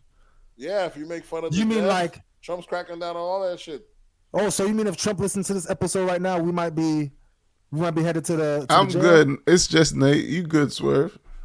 I don't work for anybody. They're going for your employers first. You're gonna be with me. I'm saying you saying they can lock you up.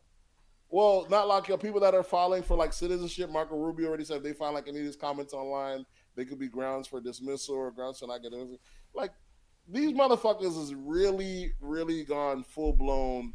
There's a difference between there's a difference between I'm gonna disrespect you and I'm gonna play in your face. It's bad enough they're calling this guy the new Martin Luther King.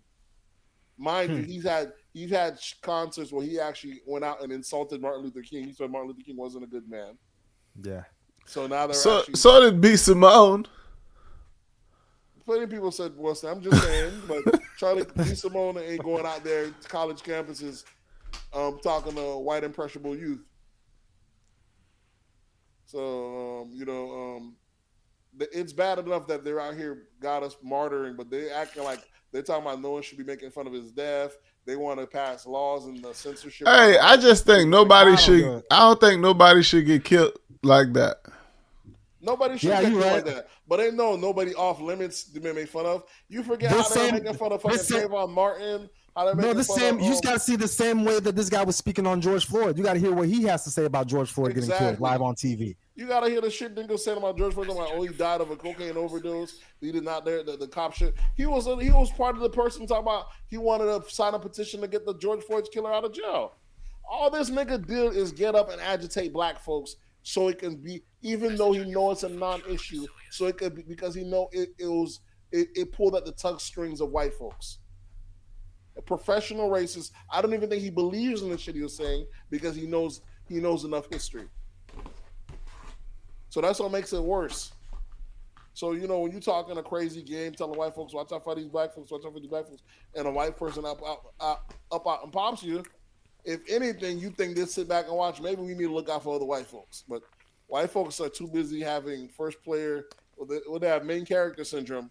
They can only see the world one way, this, that, and the third. They can only see, you talking about America been pushing to them the boogeyman black man for years. We're always going to be the boogeyman for them. They get it to the Muslims after 9/11. You know what I'm saying? After 9/11, they started Muslims. But now we right back. Now they just finally getting their. Now they just finally getting the crust out their eyes running. They don't even run shit anymore. Realizing that, oh man, up from under our nose, the Jews and took over everything. Instead of them tackling that fucking problem, you could clearly distract these morons. Who are like, hey, look at the blacks. Let's go back on the blacks. I'm like, ain't no wonder y'all lose this shit up. And even when you try to distract them and say, look at the blacks, and then they see it was a white. Still, look at the blacks. The look at the blacks works well for them. That's their trigger. That shit works too good. You know what I'm saying? Look at the blacks, look at the gays. You can always find them out, and that's how you lose your position. You have a 400-year lead start, and you lose your position because you're too busy. After a while, you cooking up propaganda, but after a while, you start believe the same bullshit that you. You know what I'm saying? There's a way you run shit with lies, but you can't be believing in your own lies. After a while, you believe in your own lies, and now you fall victim to it. What do you do if you go to a grocery store and you finish putting your food away and you have your cart and you just leave it to the side? You don't put it back where all the rest of the carts are. Me, I don't do that. I'll walk it back. But somebody pulls out a camera and starts recording you saying, what, do you have somebody working here for you? Do you not clean up after yourself? What do you do in that instance? I tell them. That's how I can leave it here because they have employees that work here for it. I tell them, fuck out of here, bitch. Exactly. You could go inside and hang it back up if you want to, but that's not a contract that I have with the store. I can let them know I came here, I bagged my own groceries, I did all that. It's the least they could do is put it in my cart. Why go record the motherfuckers inside? Yeah. Go record the motherfuckers inside. I've been seeing videos. I've been seeing videos like this of like random like white dudes like getting black people agitated. He does it to everyone. I know you're talking about. His name's called Cart Patrol. Well, yeah, he does. Yeah. People agitated. I was just thinking about that because you was talking about people worrying about shit. Like you got other shit to be worrying about. Why are you worrying about this right now? Yeah, exactly. There's plenty of other things that's going on in the world in your life that you focusing on people not putting their carts away. It's like this. Like I'm a avid Elon supporter, but Elon might be a net negative for society instead of a positive. Or if he is a positive, he's doing it. Sometimes people figure I'm gonna get this shit going, but I'm a sacrifice. Elon's willing to sacrifice black and brown people in order for him to get his message off. So he's always highlighting stabbings in France by the Africans and shit like that, and telling the Germans they need to get their country back. Shit that he can't even push over here. He's silent to the Jews here, but he's over here stoking white flight and white anger the whole country over and telling the Africans, the South Africans, they should be welcome to America, like how he was. You know what I'm saying? As if they weren't even supposed, when they're not even supposed to be there. But nonetheless, I like this kind of let you know, as smart as this guy is, does he not understand racism? Is that his worldview? I'm gonna give him that benefit of the doubt that even if he does know it, he figured it's a small trade-off. I could discomfort a couple blacks for. We've been talking about him anyways, so I could discomfort him for the time being, so I can get this other thing going. Yeah, he's a little higher on the spectrum. Nate, That's how I felt. I feel like that's how, even like Tariq Nasheed came up giving Haitians and everyone their props. Now 9 times out of 10, you see Tariq Nasheed talking about tethers and diaspora. So people that should know better, when you see they do that flip flop, do you not think it's just a money grab? They're like, I done made the money one way. I'm cool making it another way. I don't know if they even totally even believe in the shit that they're preaching, because, like I said, someone like Tariq knows the history. Same thing like Umar, but people is gonna do what works for them. Yeah, you pick a lane and you ride the lane until it stops making you money. Yeah, man. A lot of stuff, and I feel a lot of people will switch up their stances on things just because it ain't making them money no more. So they just figure, you know what? Let me go to the other side. That's that bullshit. That's what I'm saying. So a lot of the shit, we pay a lot of the costs because the people is just taking stances. Like, they're doing a lot of coming up at our expense. Like, this guy's getting nobody's telling you to be impressionable. Just because Candace Owens goes on, they're impressing the masses at the expense of the minorities, this, that, and third. They're like, look out for those guys. They're still criminals. Look out for those guys. At the expenses of us, even if they don't believe it, because the masses are impressionable. But for every person, for every Tariq Nasheed message, there's going to be an equal and opposite message. There's not an equal and opposite. There's never no equal. There's 1,000 more black majors than you have of Swerve. Nate, you spend too much time on the internet, bro. It's not internet. This is the real world. Are you telling me that the world out here paints black folks in good lighting? What are you talking about? The message you see of blacks is only through media. It's not really in person. I don't know last time I really. But most people get their media is that strong. Most people only run up to people either through work or through school. Outside of that, you only get your impression of them through television, through media. And if you're only seeing negative impressions of black folks, if every time a black guy gets killed by a white person, it makes the news. But each time a white person kills a black guy, each time a black guy kills a white person, that'll make the news. There's different stuff that they're pitting us against each other, making group. They're making the majority fear the minority. They've been pushing that. There's a Game of Thrones being played in real world, and it's you know who it is that's controlling this, that's making it seem like, well, let's just this week let's put the blacks against the whites. This week let's make the whites be scared of the Muslims, or this week now let's make the Muslims be afraid of the Israel, Gaza, whatever it is. In this country, it's always gonna be the whites is the ones that's to blame. It disguises that, and then it's every other subgroup underneath it that this might be the problem this week. It's never going to be the whites is the problem. To the minorities, it's going to be the whites are the problem. It's promoted that way, and that's how it goes. And to the whites, it's always going to be somebody else is the problem. Either Muslims, blacks, Latinos. To some whites that are liberal, either way, even though they know that's why they're liberal. If they don't buy into capitalism, they don't buy into socialism or these other bullshit, they're gonna feel like this whites as well. Yeah, y'all gonna get off this white people shit and go to hip hop. What we doing? What's happening in hip hop? Is there any white people in hip hop? Always, biggest consumers.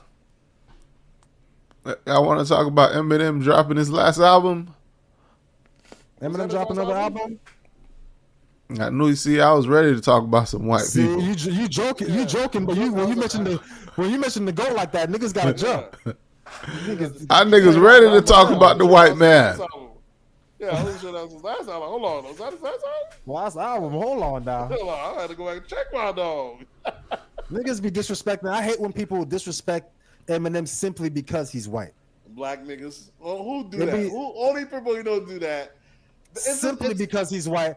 And in me being a hip hop purist, I can listen to it. I'm not gonna say, of course, there's topics that he can say that other people can't say, Just like there's things that he can't say that people can say. There's not things. But There's not things. There's things. There's a thing. Yeah, Here's the trade-off. there's a thing you can't say. Here's the trade-off, though. White folks that say But that's like, one of the hardest. That's one of the hardest things not to be able to say in hip hop. Come on, just imagine you a rapper, the greatest rapper of all time, and you got this way without saying the word nigga. Every big Christian artist has went that route. And none of them is as big as Eminem. Who's the biggest Christian rapper you know? Ain't Lecrae a Christian rapper? He's the only one people ever think of. He's the biggest Christian rapper, actually. That nigga nice, though. Kirk Franklin be rapping, don't he? Nah, Kirk Franklin barely even does music. So Kirk Franklin's like DJ Khaled. Yeah, he be twerking He's for the hype Lord. Man. He be hype man and twerking for the Lord. That's it. I might have had my fill of you Christians, though. Maybe Chance the rapper, probably the biggest, but he's not really. Is he Christian? He don't be cussing like that, right? Pause. Yeah. Yeah, he don't. I don't. Ooh, you talking about Chance the Rapper, right? Yeah. Yeah, I don't think he cursed. But I saw online where they said in order for you to be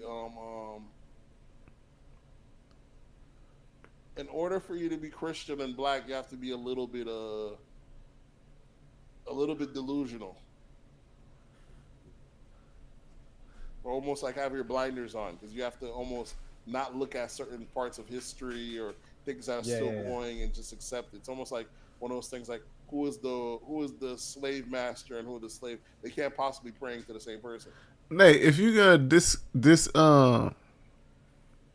what's the word I'm looking for?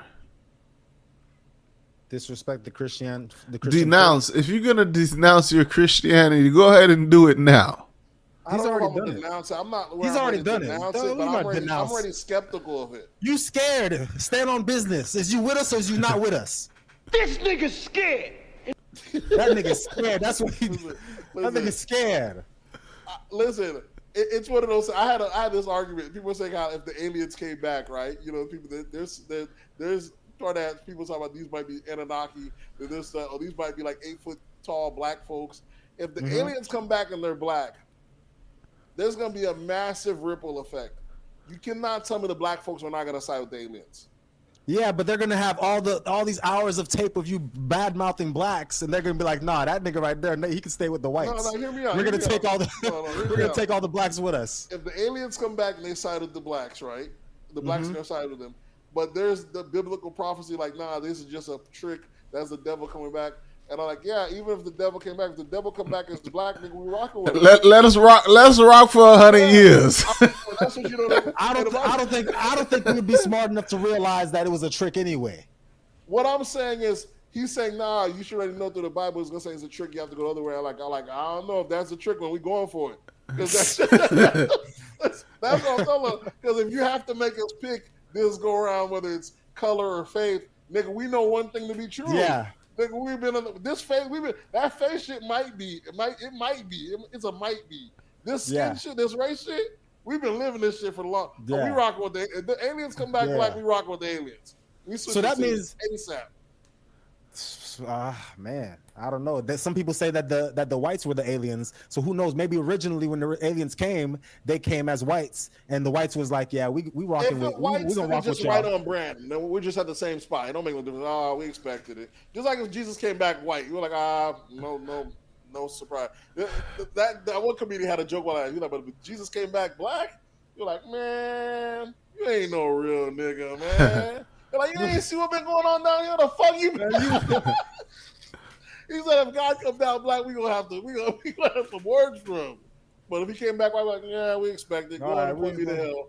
Go to show what's at. Let me know where I'm going. That's right on brand. If that's the case, but if it's any other way around, so I be thinking like that. You know, so some Christians ain't going for it. You got like the Mormons. Shout out to Utah. Or maybe Jesus is just a black Republican just trying to teach us a lesson. There's people that believe that, but look at the Mormons that believe that black folks are only black because we didn't side with the Lord when the angels came out from hell. That's why so our skin changed colors for kind of not fighting the good fight because we stood out of it. It's almost like a cowardice print. You know, you paint someone yellow, we got painted black. Here's another question. What if the end times come and now it comes the end times and then devil pops out, all right, all the black folk with me, God get on the side. Are we going to say, nah, I'm with God now? I think if you're because if we really are his people, it all makes sense. I'm like, I'm gonna go with whoever my people's is. If we're there by accident or by Nate, are you high? Are you high, Nate? But does that make sense to you? This is high nigga thoughts. Have you ever thought about it? They paint the picture like we're the bad guys. Have you ever thought, well, would be cool with?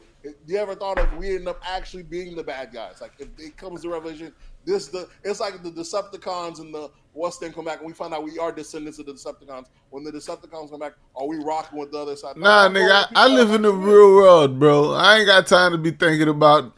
Nah, if we were descendants of the bad guys, I would have to go with the bad guys. And they've been teaching us, as they do with all black faiths, they make us give away our faith, our religion, to convert to Christianity, this, that, and third. If they said all our shit is from evil, this, other. If that's actually where it came from, and that time pops up, and they're like, hey, we collected our squad, with squad on. Are you going your side, or are you going the side you're taught? I'm going with my peoples. Remember the new Superman where at the end of it where he was reading that message and at the end of the message that he never saw, it was cut off. It said that he was supposed to be here to dominate these species because they're weak. Yeah. So once he found out that he wasn't really supposed to be here to be their savior, he was supposed to be their oppressor, like dominator. Shouldn't he? He didn't have the power to. That's the difference. Now, he did have the power to. He's always had the power. Yeah, he had the power. That's the difference. So they came back with the power like, hey, you're supposed to be ruling these people. They got you at the bottom this whole time. Here's the key. Are you telling me, nah, they good people on my side with these white? I'm taking whatever position that to give me the upper advantage. I'm not going into the next life being in the bottom of the barrel again. Ain't no the meek shall inherit the earth and come earth time. I'm like, oh, look like you about to be the meek in heaven. Gotcha. And I'm like, nah, I ain't on that shit. It's almost like some people feel like there's actually meant to be order or a class or a system. Is this how it's meant to be? If you find out that's how it's meant to be, are you cool with it? Well, I think it's possible that this whole life that we're living right now is just a test, just to see that things that you're saying right now, like you saying that, when they come, if devil comes back and he's black, I'm gonna follow him. He could be hearing you say this right now during your test, and then when you die, be like, yeah, I heard, I was testing you, and I was 30, you was 39 years old, 40 years old. Remember this on the podcast, what you said. I don't ever think God's going to punish me for the way I think. He made me like this. That's the way I think is how I think. Being inquisitive, asking the questions that need to be taught, needs to be questioned. Who told you was inquisitive, nigga? I'm very inquisitive. Who told you was inquisitive, nigga? I don't know, man. I'm very inquisitive. He gave you questions or see things differently. He gave you the free will to see things differently, but he knows that there's a right way and a wrong way. He's waiting to see who's going to choose the right way and who's going to choose the wrong way.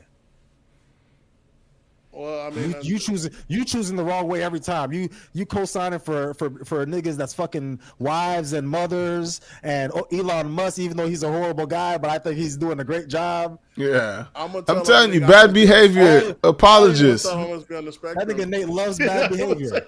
I must be on the spectrum. He made me that way. I should get the pass on that. But you know what I'm saying? What else we had big this week? Pause. Crawford. Did you guys watch the Crawford Canelo fight? I stayed up for that shit. It was a good fight. Beautiful. Oh, it was a great fight. Great fight. I didn't think that I wanted Bud to win, but I didn't think he was gonna whoop Canelo like that. I didn't think it was gonna be like an ass whooping like that. Yeah.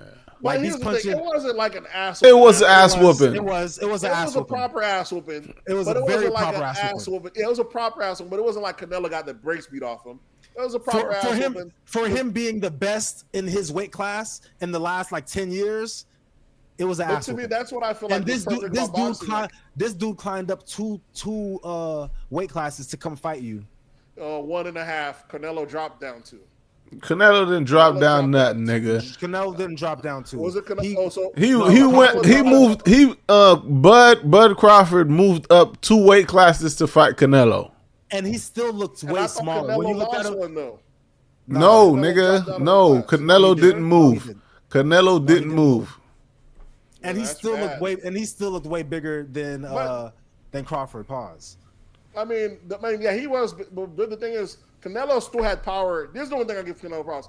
From first round to 12th round, those motherfuckers still had power behind them punches. Like, both them boys could have won another 5 rounds. They both had power. That's not but true, his Nate. His power was nowhere near strong enough to affect. Well, his power was never strong enough because he was never able to put away Crawford because Crawford never really gave him the openings. Crawford been giving a proper ass whooping the whole round.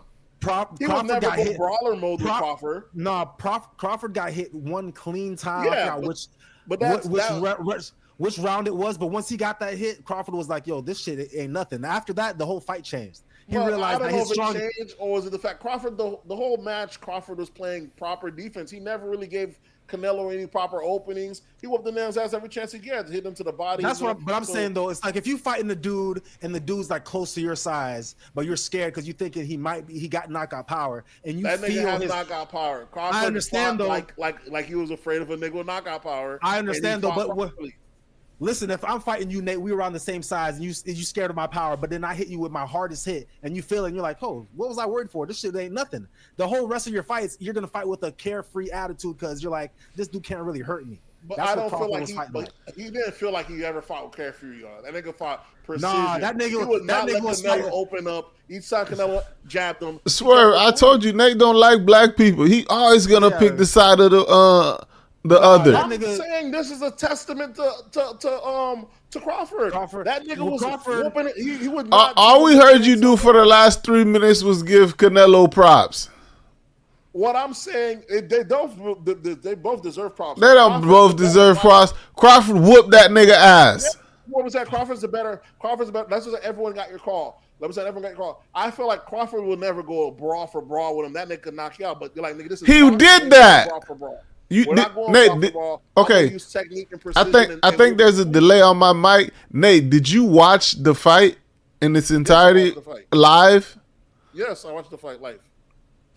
Yes, that's what I'm saying. At no point were they really brawling. Those precision defense, leaning back. He ran most of the fight and kept drilling them. Crawford was on roll back 99% of the fight. Did you watch the undercards? No, I only caught just their fight. Nate didn't watch the fight. The undercards, there was 2 dudes. They were like, I don't know if they were heavyweights, but they're like swole dudes. Them dudes was going no defense, just throwing body shots. That's what I'm saying. You're gonna get that sometimes. You especially with heavyweights. Every now and then, especially they might go brawl. But this nigga Crawford is not risking it. He knows better. He stayed precision the whole night. He whooped that nigga's ass clean. As you should. That's what a professional boxer does. You ain't got time to be risking. Had he willing to go melee with him, I believe Westland could knock him out. Canelo had the power, but Canelo got outboxed. I don't think Canelo had the power. Listen, I don't think he had the power. I saw his punches. They were one punch. There's not too many that landed. No, listen, all Canelo did was throw power shots the whole fight. And they didn't land. And he landed. What you mean? So you telling me he only punched Crawford once? One time the whole fight? No. You know how to knock a nigga out. You got to get that shit to hit right. You know what I'm saying? He was barely getting him off. And Crawford also doesn't have enough to clearly knock him out either. Crawford got some clean hits off Canelo. You know what I'm saying? There's one that they have on the replay right now, and the nigga almost knocks it out. But he don't have enough strength to put him away. So, but to me, it was crazy is that even at 12 rounds, them niggas look like they were still good. No, they didn't. Canelo was not. Nigga, Canelo didn't look like he could go another 3 rounds. That nigga was red like a lobster.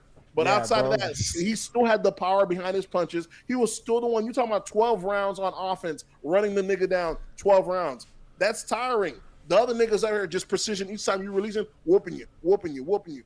That's why Crawford could have went a whole nother 12. Crawford could have. Crawford going to win a whole nother 12. Canelo going to whole 5 more. But Canelo pressed gas the whole round. He was never not pressing gas. He just was getting his ass whooped. That's what I'm telling you. The nigga has power, but the other nigga was taller than him, kept drilling him. Each time he hit an offense, kept drilling. That nigga, it was beautiful. To me, that was a better beating than what Mayweather gave them. So who do you think they say now? Well, Max Kellerman at the end of the fight said that he is the GOAT of his generation.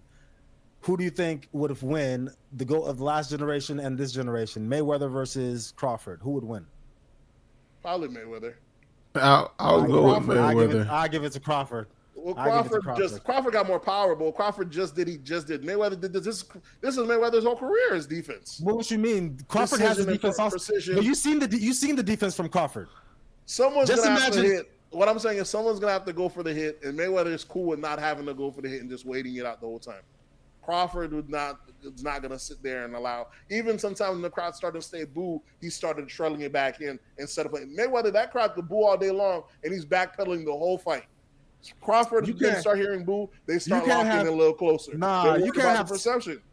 You can't have two niggas just playing defense. That's what I'm telling you. And Mayweather's cool with playing defense all the way through. Crawford, this was new for him. We ain't never seen Crawford doing this bullshit this whole time. And he picked that nigga apart. This is the first fight you've seen of Crawford, Nate. And I'm telling you, listen, I'm telling you, it is. I'm telling you, Canelo's defense is elite. Elite. When you talk about defenses, you talk about Mayweather. Canelo's up there with defenses. Crawford made him look like trash. That's how bad his defense was. But then that's why I feel like also with boxing, each fighter has another fighter that can pick their number.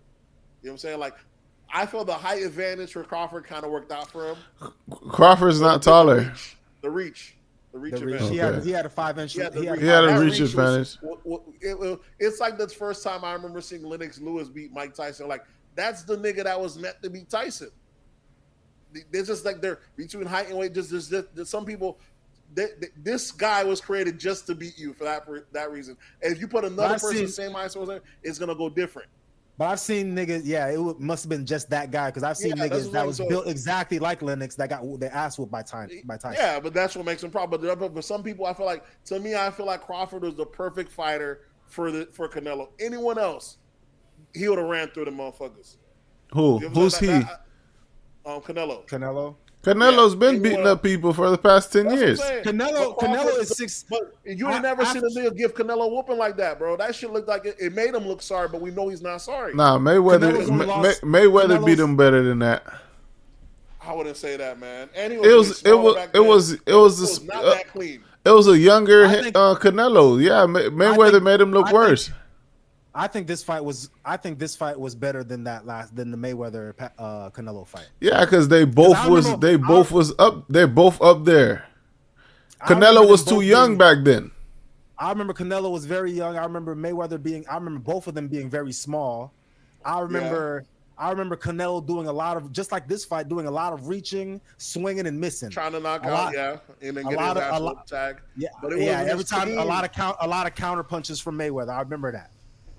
But I do remember a lot of booing because there was a lot of running from Mayweather in the beginning of the fight and at the very end of the fight. A lot of running from Mayweather. But in the middle of the fight, after he knew he got the fight in hand, he just started running.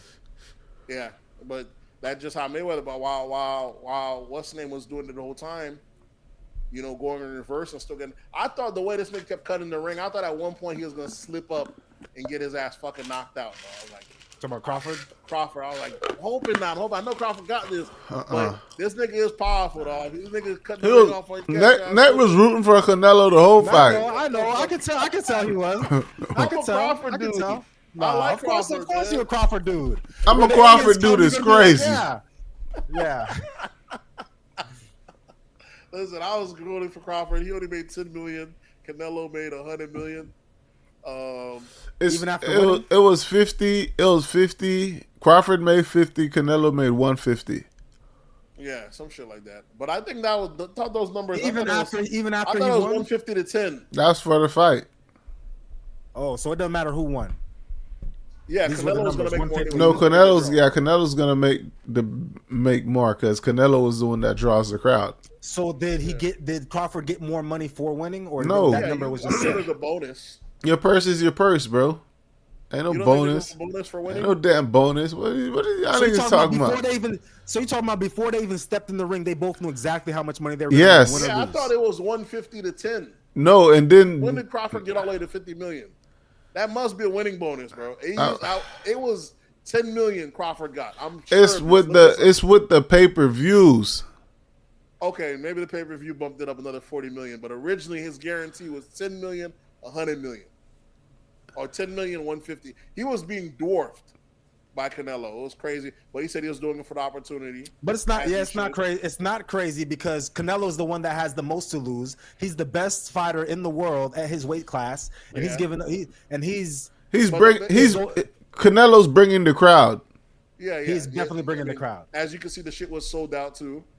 Yeah, but it's crazy that you dwarf a nigga by that much. Like, look how much that's robbery. Like, look how much fucking the last super fight we seen was Pacquiao and Mayweather, and look how much Mayweather dwarfed Pacquiao by. I forgot how much it was. That was the time Mayweather had already worked up to that. Remember last time we seen a nigga got tried like this when it was Mayweather versus Oscar De La Hoya, when he whooped Oscar and ended up making less than Oscar. After that, he became Money Mayweather and started waxing niggas over the head ever since, cracking people over the head. Yeah. And ever since then, the bigger name usually waxes the other dudes over the head. Yeah, it's common practice. Is this common by this much though? By like now 10X? It is, yeah. It's common practice. Mayweather and McGregor, same thing.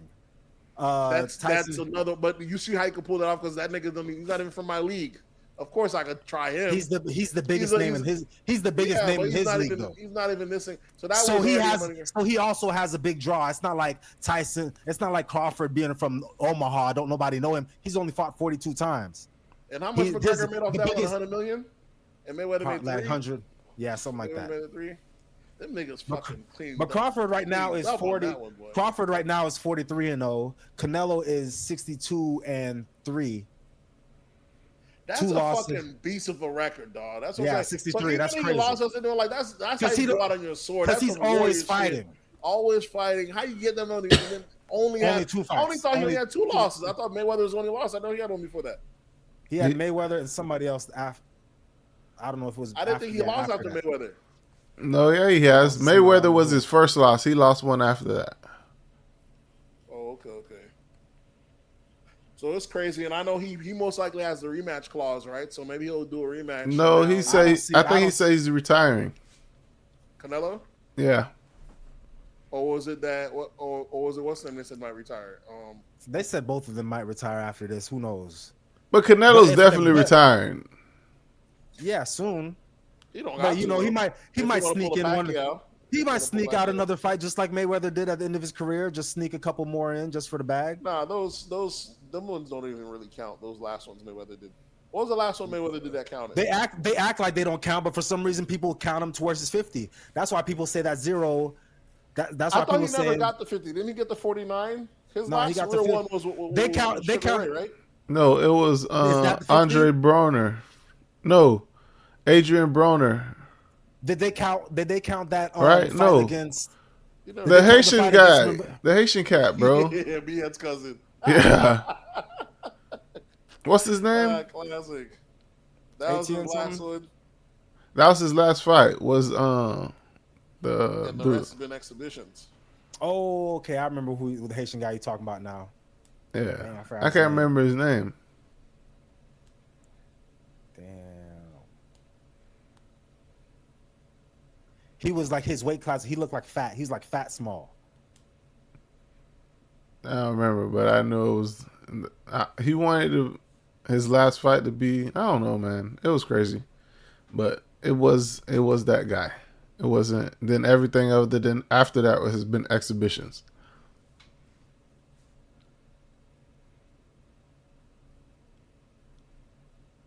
When are you guys hearing me?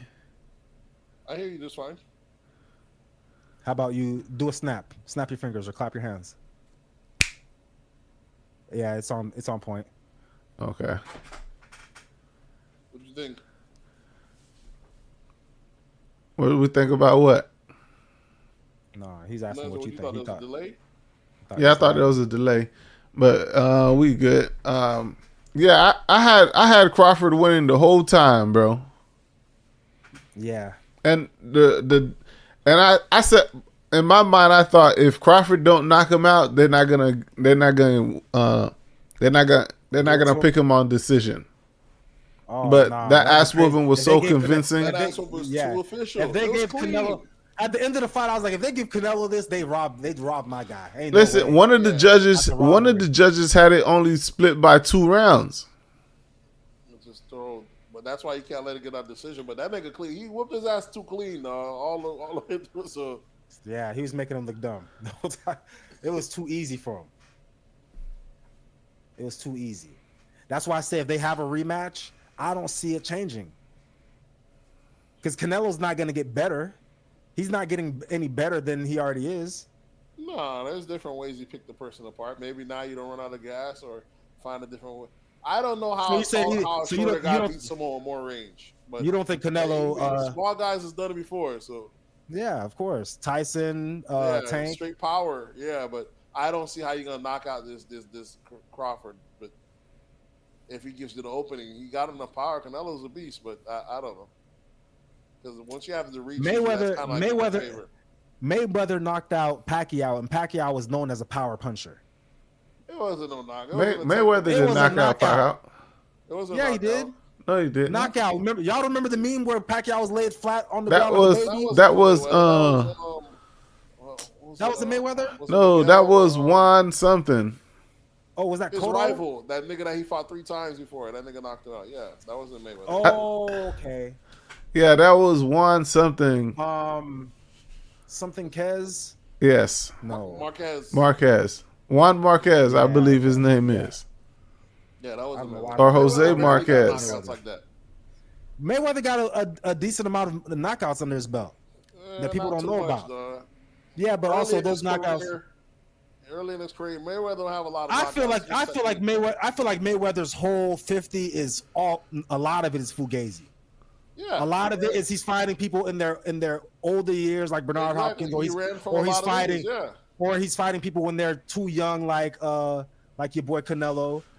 He's rarely fighting people in their prime. Which is why you gotta give props to Canelo and Crawford. He's fighting people when they want to fight.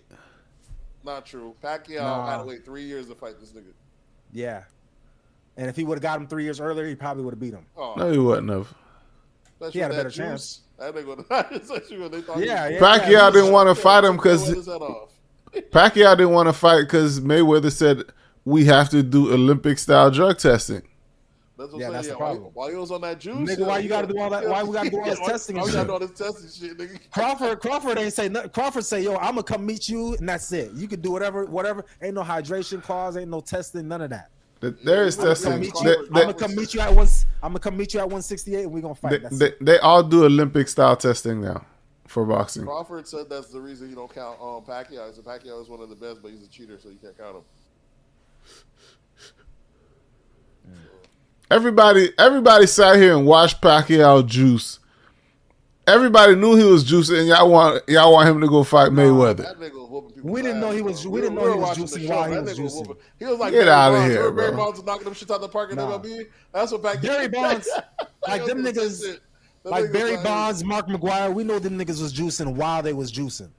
I feel we might have knew about. We knew Pacquiao was juicing when he was juicing. I don't know. Round 1, like round 12, knocking motherfuckers out, dog. It's always retro. It's always retroactive. Cause watch 10 years from now, niggas will be talking about stuff. We knew LeBron was juicing. Ain't no way a 40-year-old's doing all this. People already rumor. Yeah, they're starting it now. Why are you starting it on my way out? They already know. We know. They started when it starts happening.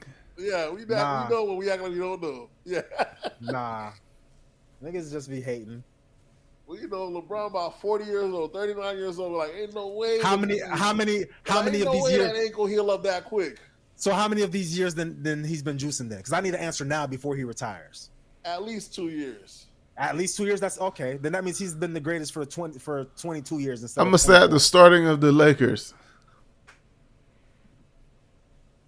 That's fine. So you can get rid of. Nah. I want to give him at least the. You don't want to give him the after the bubble. The bubble chip. The bubble trophy. Yeah. No. Yeah. Give him the bubble truffle. Then after the bubble, then that's when he started juicing. Oh, okay.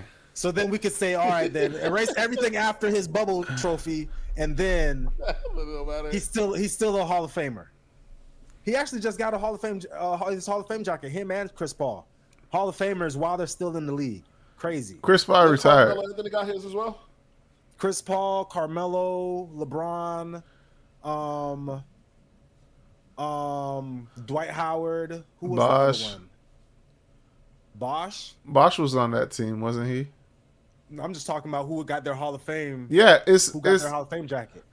well, LeBron got the Hall of Fame for being because the team, the redemption team or something like that. It was the Olympic team that.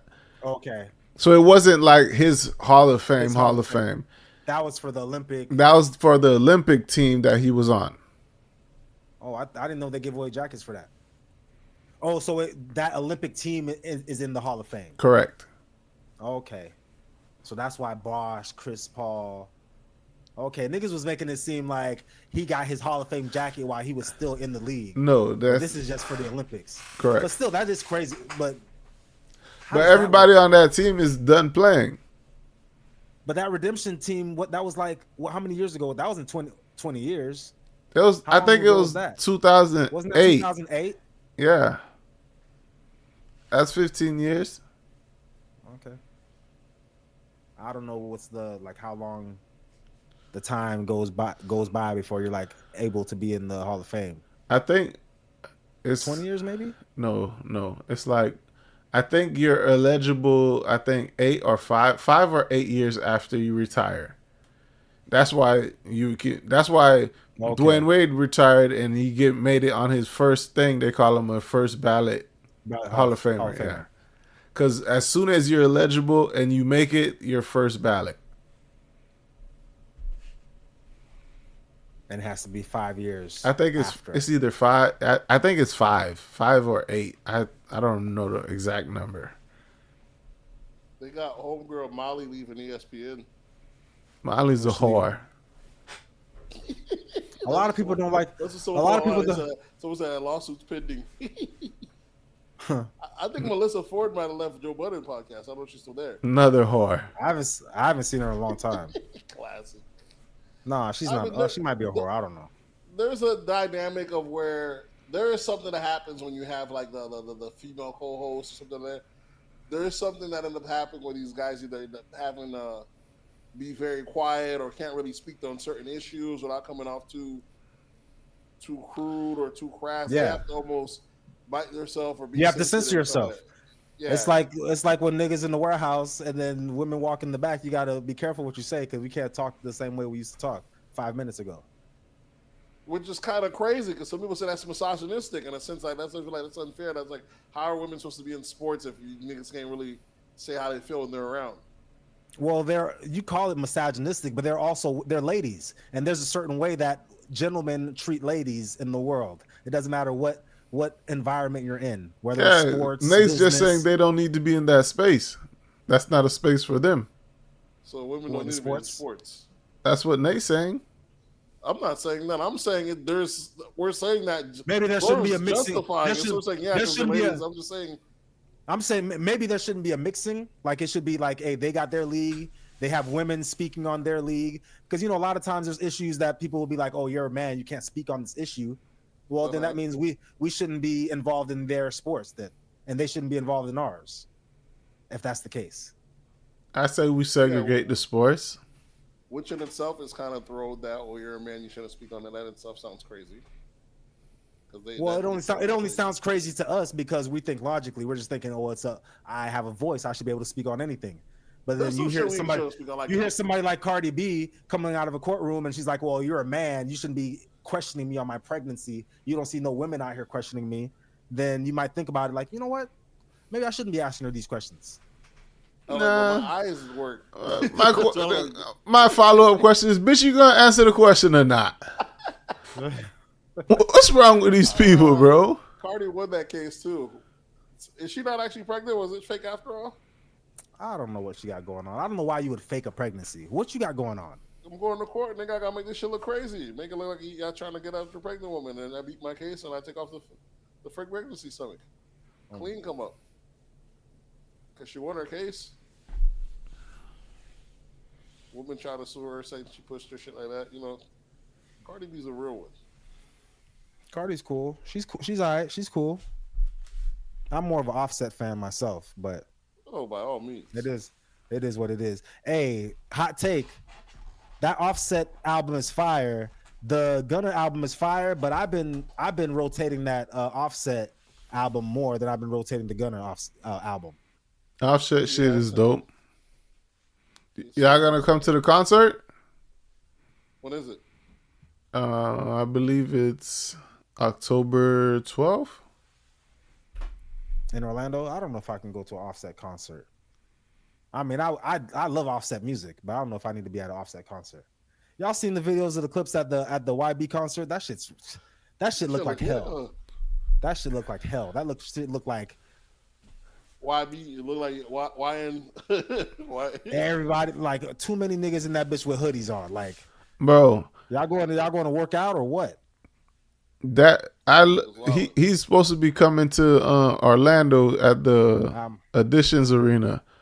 When I tell you every ticket, master thing had Ticketmaster sold out. Everything is for resale. I could do it. YB, that's one guy. I don't care how big he get. You'll never catch me at a YB concert. Hey, yo. He ain't toured in like three years, so the man's crazy right now. They had these YNs rushing. I don't think his concert could be any worse than Sexy Red's. Like, you're gonna get the same amount of ratchet folks. No, I'm not. I'm talking about I think I'd rather be in a room. I'd rather go to a Sexy Red because I think I'd have a bunch of ratchet females than have these YNs out here. These dudes out here in hoodies, Nike Techs, shiesty masks, running up, taking any unavailable seat they see in the front. They just run up and they just taking it. They just taking people's seats. Fights breaking out inside, fights breaking out outside. They do exactly that. You're right about taking the seats because you always got to move a motherfucker out your seat when you get there. That happens. Them young niggas don't give a fuck. Nah, I'm good. They don't know about the tickets. I get up when they tell me to get up. Right now, I'm big bro. I'm soon to be an unk.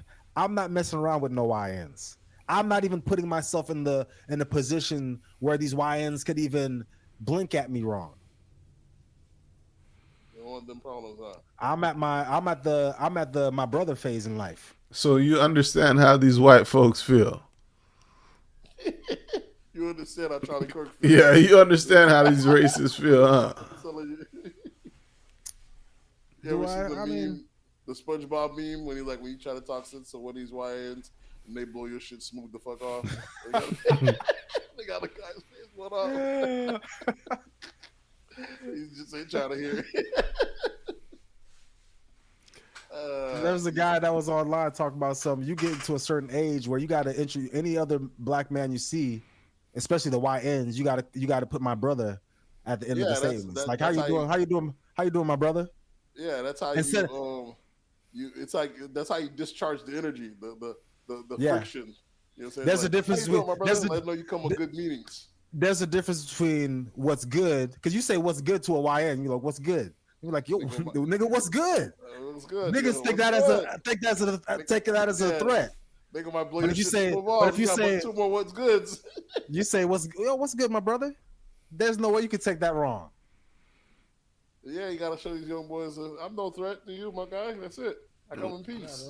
Wait till these YNs start letting you know you're not their brother. Yeah, I ain't your brother. I ain't your brother. Yeah. It's coming. I ain't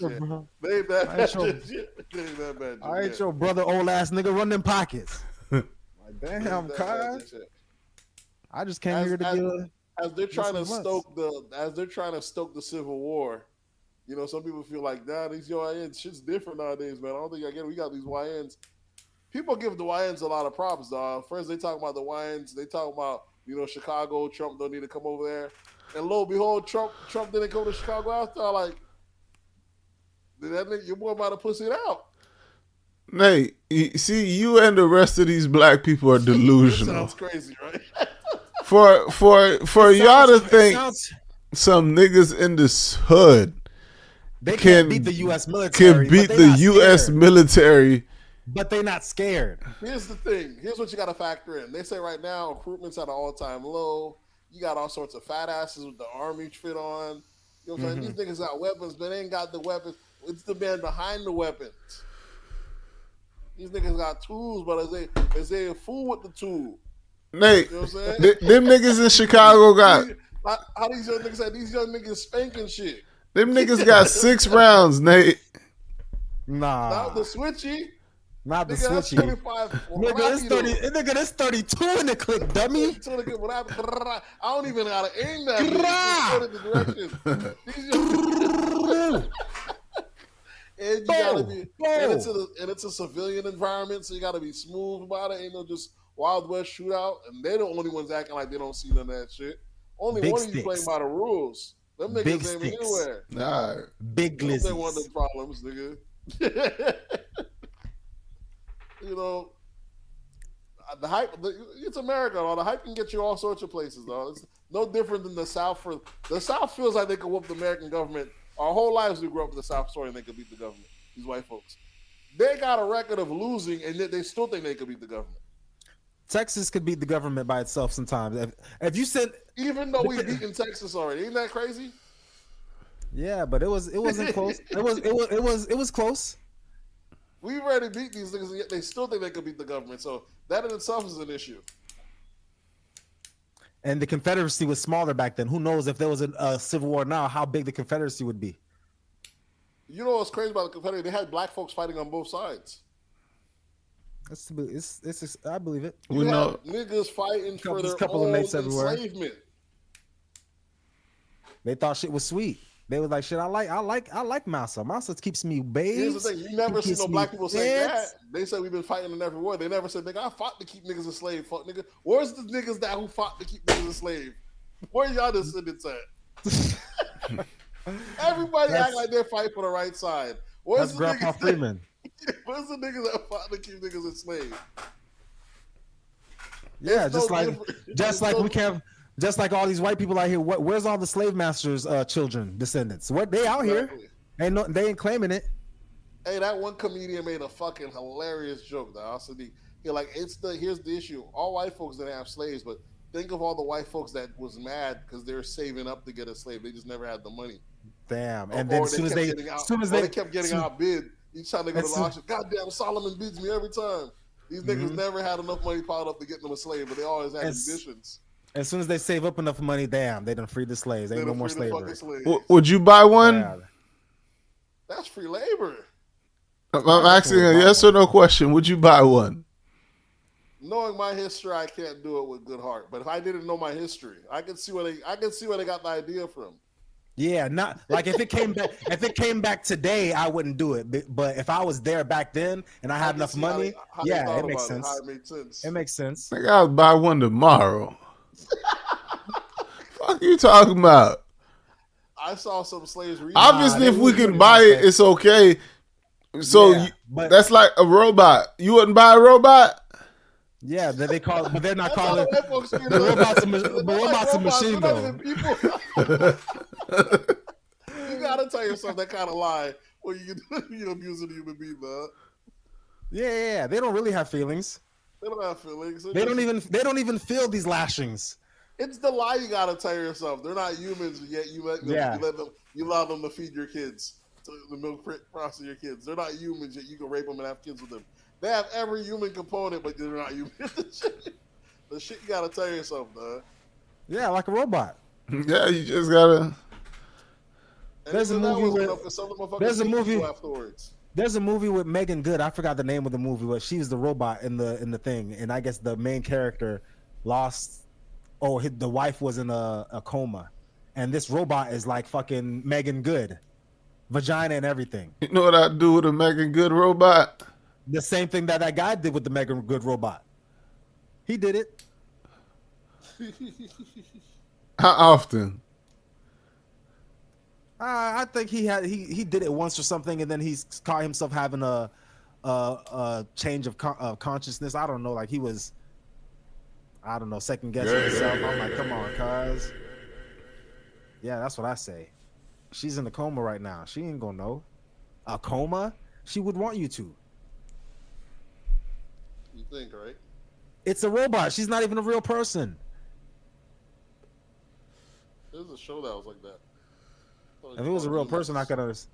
If it was a real person, I could understand. That's cheating. But a robot, that's no different than a fleshlight. Exactly. But some people will tell you cheating if you use. Some women will tell you cheating, use the fleshlight, or even watching porn in general. That's cheating. Yeah, those are called single women.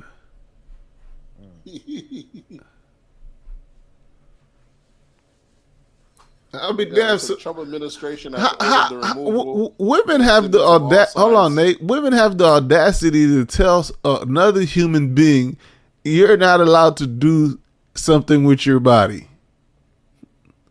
How ironic is that? Yeah.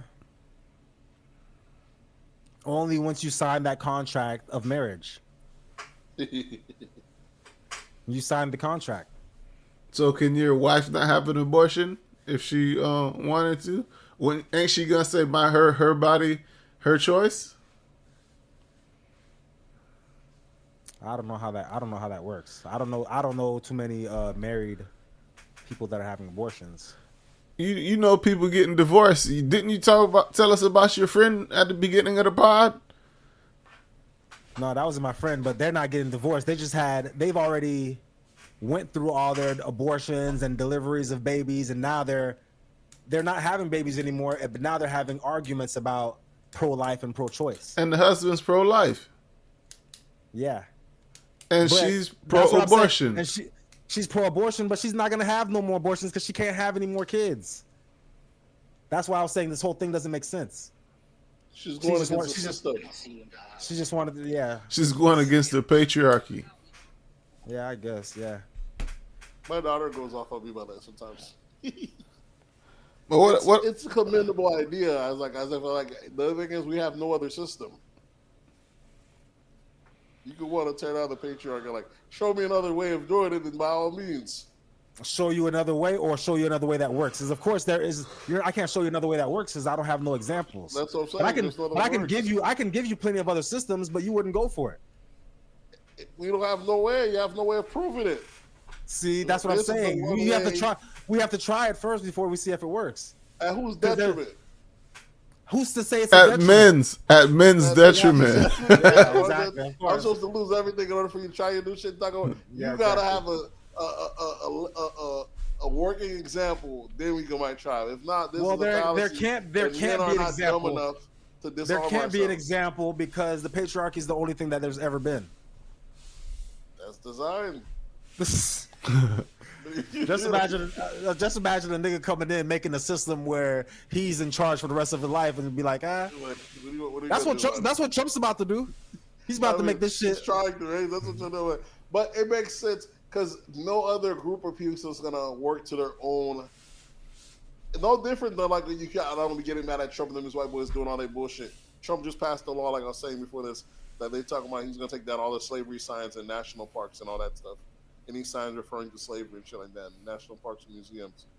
So apparently that's supposed to be taking effect. These white boys ain't going out without a fight. You know what I'm saying? They know the days are numbered. The days are numbered. They're gonna start changing. They're gonna whiten shit up a little bit. We're gonna get back to the old days a little bit. You know, pendulum swings both ways. It's gone too far left. It's gotta go a little bit right for a little bit before it switches. So way, you know? us Negroes had too much freedom. They gotta reel it back in, Nate. I feel like that's what they're going for. I don't know how far they're gonna push you before the levee breaks, but they really trying to tighten up. You know, we doing mass immigration. They locking everyone. They're doing shit that just piss off people for no reason. Now, like you said, like who would pass a law like this? Take down every sign regarding to slavery at parks in national, like outside of you're trying to stoke hatred. Where are the slavery signs? That's just the beginning. Monuments that might have like references to slavery or stuff like that, or like in a national park or something. They might have a sign to say, "Oh, this little shack right here was part of the Underground Railroad," or "This was a trail right here." They probably erase. But what is their end game to eventually make people forget about slavery? And this just might be the beginning. It might like I'm telling you, the victors write the rules. You don't realize how much shit they've buried in the past. Yeah, and it takes a long time. Know about slavery. Yeah, and our kids might know, but it'll take a long time. It'll take a few generations to erase it. Don't assume their kids are going to know about slavery. They've been allowing us to know about slavery because they've been allowing it in school and all that. They could very much erase that part too in no time. Stop teaching it. Life is life, bro. What you want me to do? I ain't gonna let nobody forget. As long as you around me, I ain't gonna let you forget. Listen, that's why even if we forget, that's why if those aliens come back and they black, I gotta rock with what I see, even if there's no proof. I'm like, if I'm 80 years old and some kid come up to me and he starts asking me some shit, I'm like, let me tell you a little something about slavery. Let me tell you a little something about the black American slave in America. Yeah. They gonna say this old nigga crazy. This old nigga This old nigga crazy. They had us working for free. Yeah, why? They thought the world was flat back then too, huh? Shut up, old man. Nah, he's gonna say you guys thought the world was round back then too, huh? Shut up, old man. That's the new thing, yeah. When we discovered them, they're like, get a hold of this guy. They didn't realize the Earth was on a plane. Yeah, saying we were on a ball and that we're spinning hundreds of miles per hour. Crazy, right? And we just stick to the ground because of some magical force called gravity. Like, these guys were idiots. Absolute idiots. Absolute idiots. It'd be worse if there is more continents like the flat earthers believe. If they really did get us to fucking fall around on 7 continents and there's a lot more, and we were dumb enough to go for it, we are fucking idiots for real. But we only go for what we go for. You only know what you know. You only know what you know, though. And if the government can control most of us, which they do, and then the other people that they can't control, they will easily kill you. With no issues. The troublemakers. They will kill you to hide the truth. That's one person, a family, a bus of people, a boat of people that come across the wrong ship, they will kill you. Yep. So it gets crazy. What else y'all niggas got? Recommendations? Y'all got any recommendations for this week, Nate? My recommendations, I already gave y'all Alien Earth, right? That's on FX. That's fucking phenomenal. Yeah, I might have to give Alien Earth again. I don't think I have anything new. Although I listened to a new album this past week that was pretty decent. Let me see. Your boy Drake did a remix to the Somebody Loves Me Part 2. That nigga Drake still putting out music? Drake's still out here. You see all these people complaining how the rap game's sold up, there's no summer hit, how everything's dead. And now niggas are complaining like, where's Drake at? Where's Drake at? The game's better when Drake's Hold on, good. You got let me get this off because niggas. You know who they ain't asking for? Who? Kendrick? Exactly. Because Kendrick already did. Kendrick already did what he does. He dropped Fire, and then he'll be back in 2 years. That's why niggas not looking for. But meanwhile, y'all niggas talking about where's the game is dry right now without Drake. Y'all not gonna context. The nigga Drake done dropped 4 singles since this beef ended. Yeah, that's not an issue with Drake. Drake's going against the system. But if y'all saying shit's dry, whose fault is it? It ain't Drake's fault. Shit with.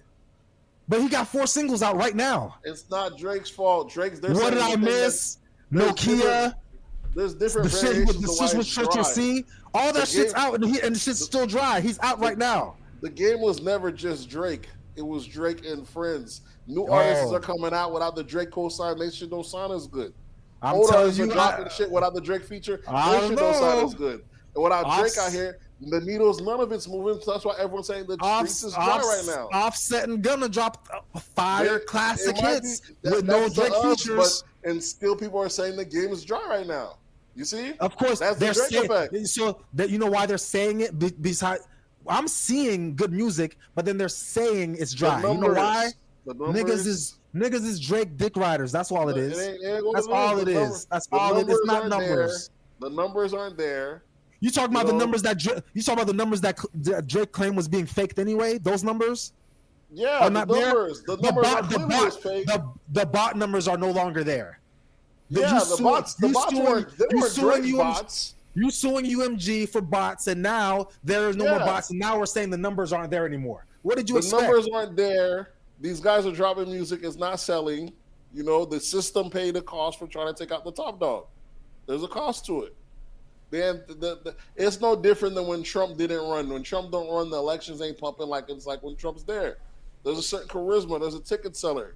The big dog ain't there. Shit's getting a little slow.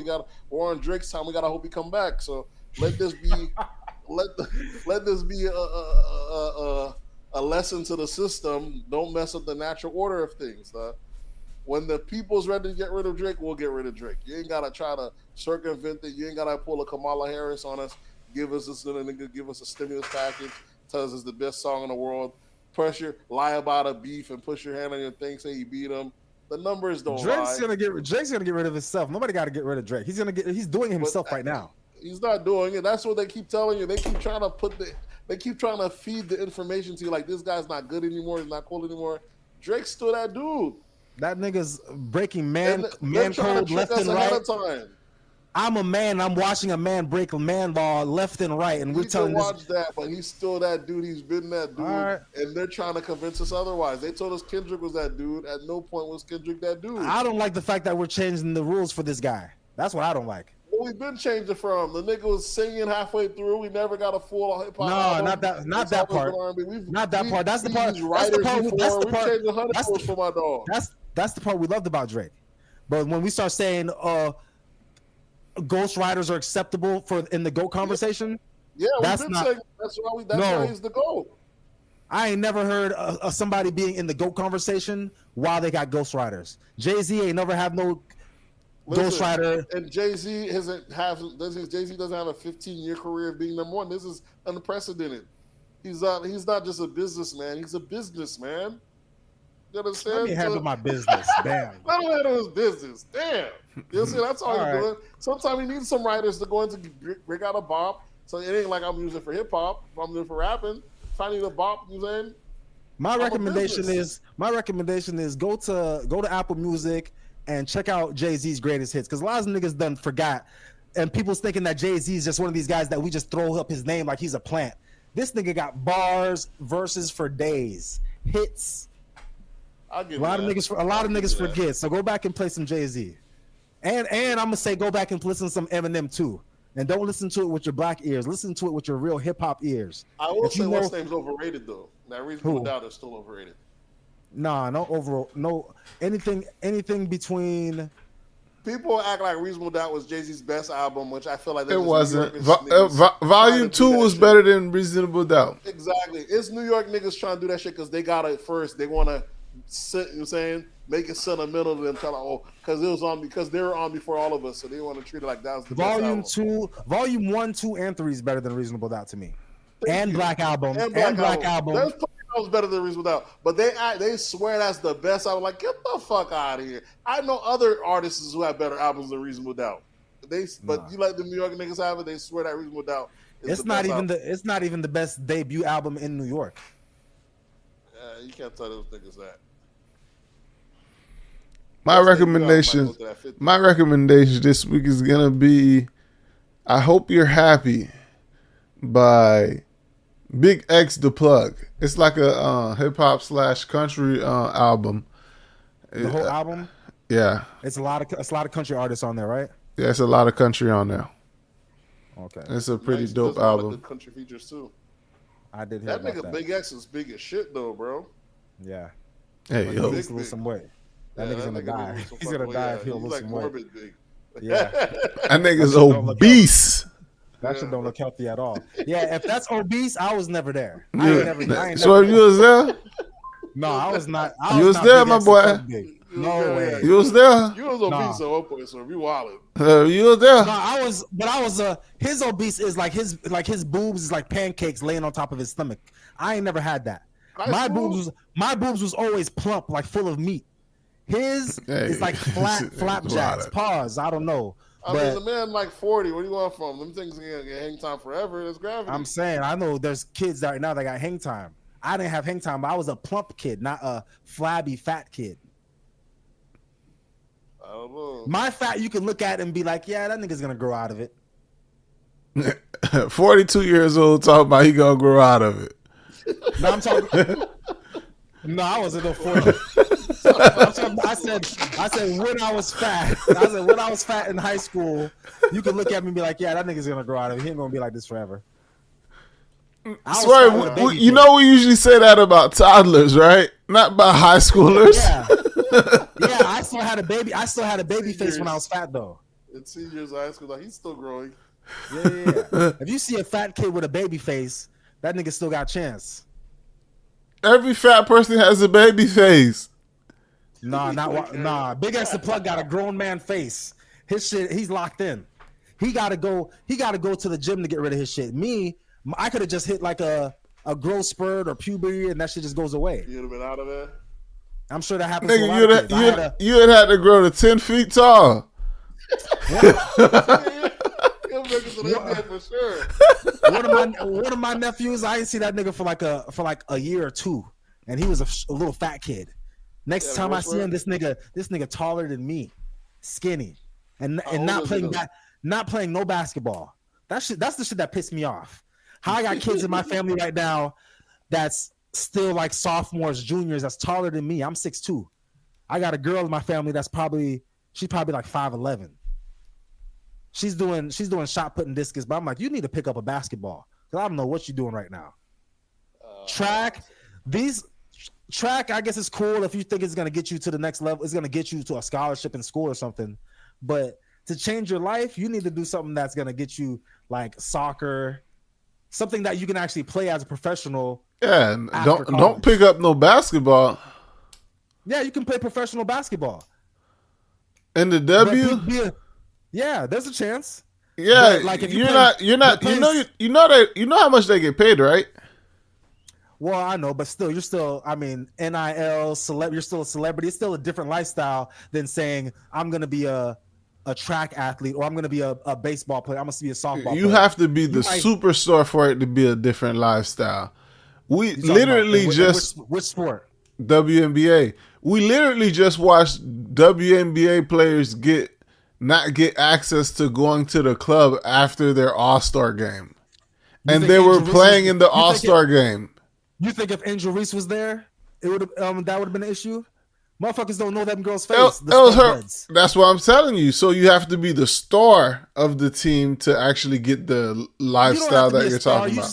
You just have to be a star. And with social media, especially by the time my niece becomes a star in the WNBA, social media is going to be to a whole nother level where she don't even have to be the best player on her team. Just like Angel Reese is not the best player in the league, but she's one of the most notable faces in the league. Angel Reese, goat out here. People be disrespecting Angel Reese, but she's trash. She's trash. Angel Reese is to the WNBA as Draymond Green is to the NBA. Don't play with Draymond. Yeah, y'all think it's disrespectful. Don't play with Draymond. You disrespectful, my boy. They're the same person. What you mean? Don't play? If give Draymond was never trash, just like Paul Pierce was never trash. Give Angel Reese give Angel Reese Caitlin Clark and tell me Angel Reese not gonna get 4 rings. Angel Reese is not gonna contribute to them 4 rings. The girl is trash. Swerve, it's okay. She's gonna contribute to the rings the same way Draymond Green contributes to those rings. If you give her a Steph, Draymond Green is like, Draymond Green is like the glue of the team, right? How he moves, they win. If he moves right, they win. If he ain't feeling good, they not winning. You could say the same thing about Angel Reese if you give her a superstar. Because if you take Draymond off of that Golden Warriors team, you know who he turns into? Angel Reese.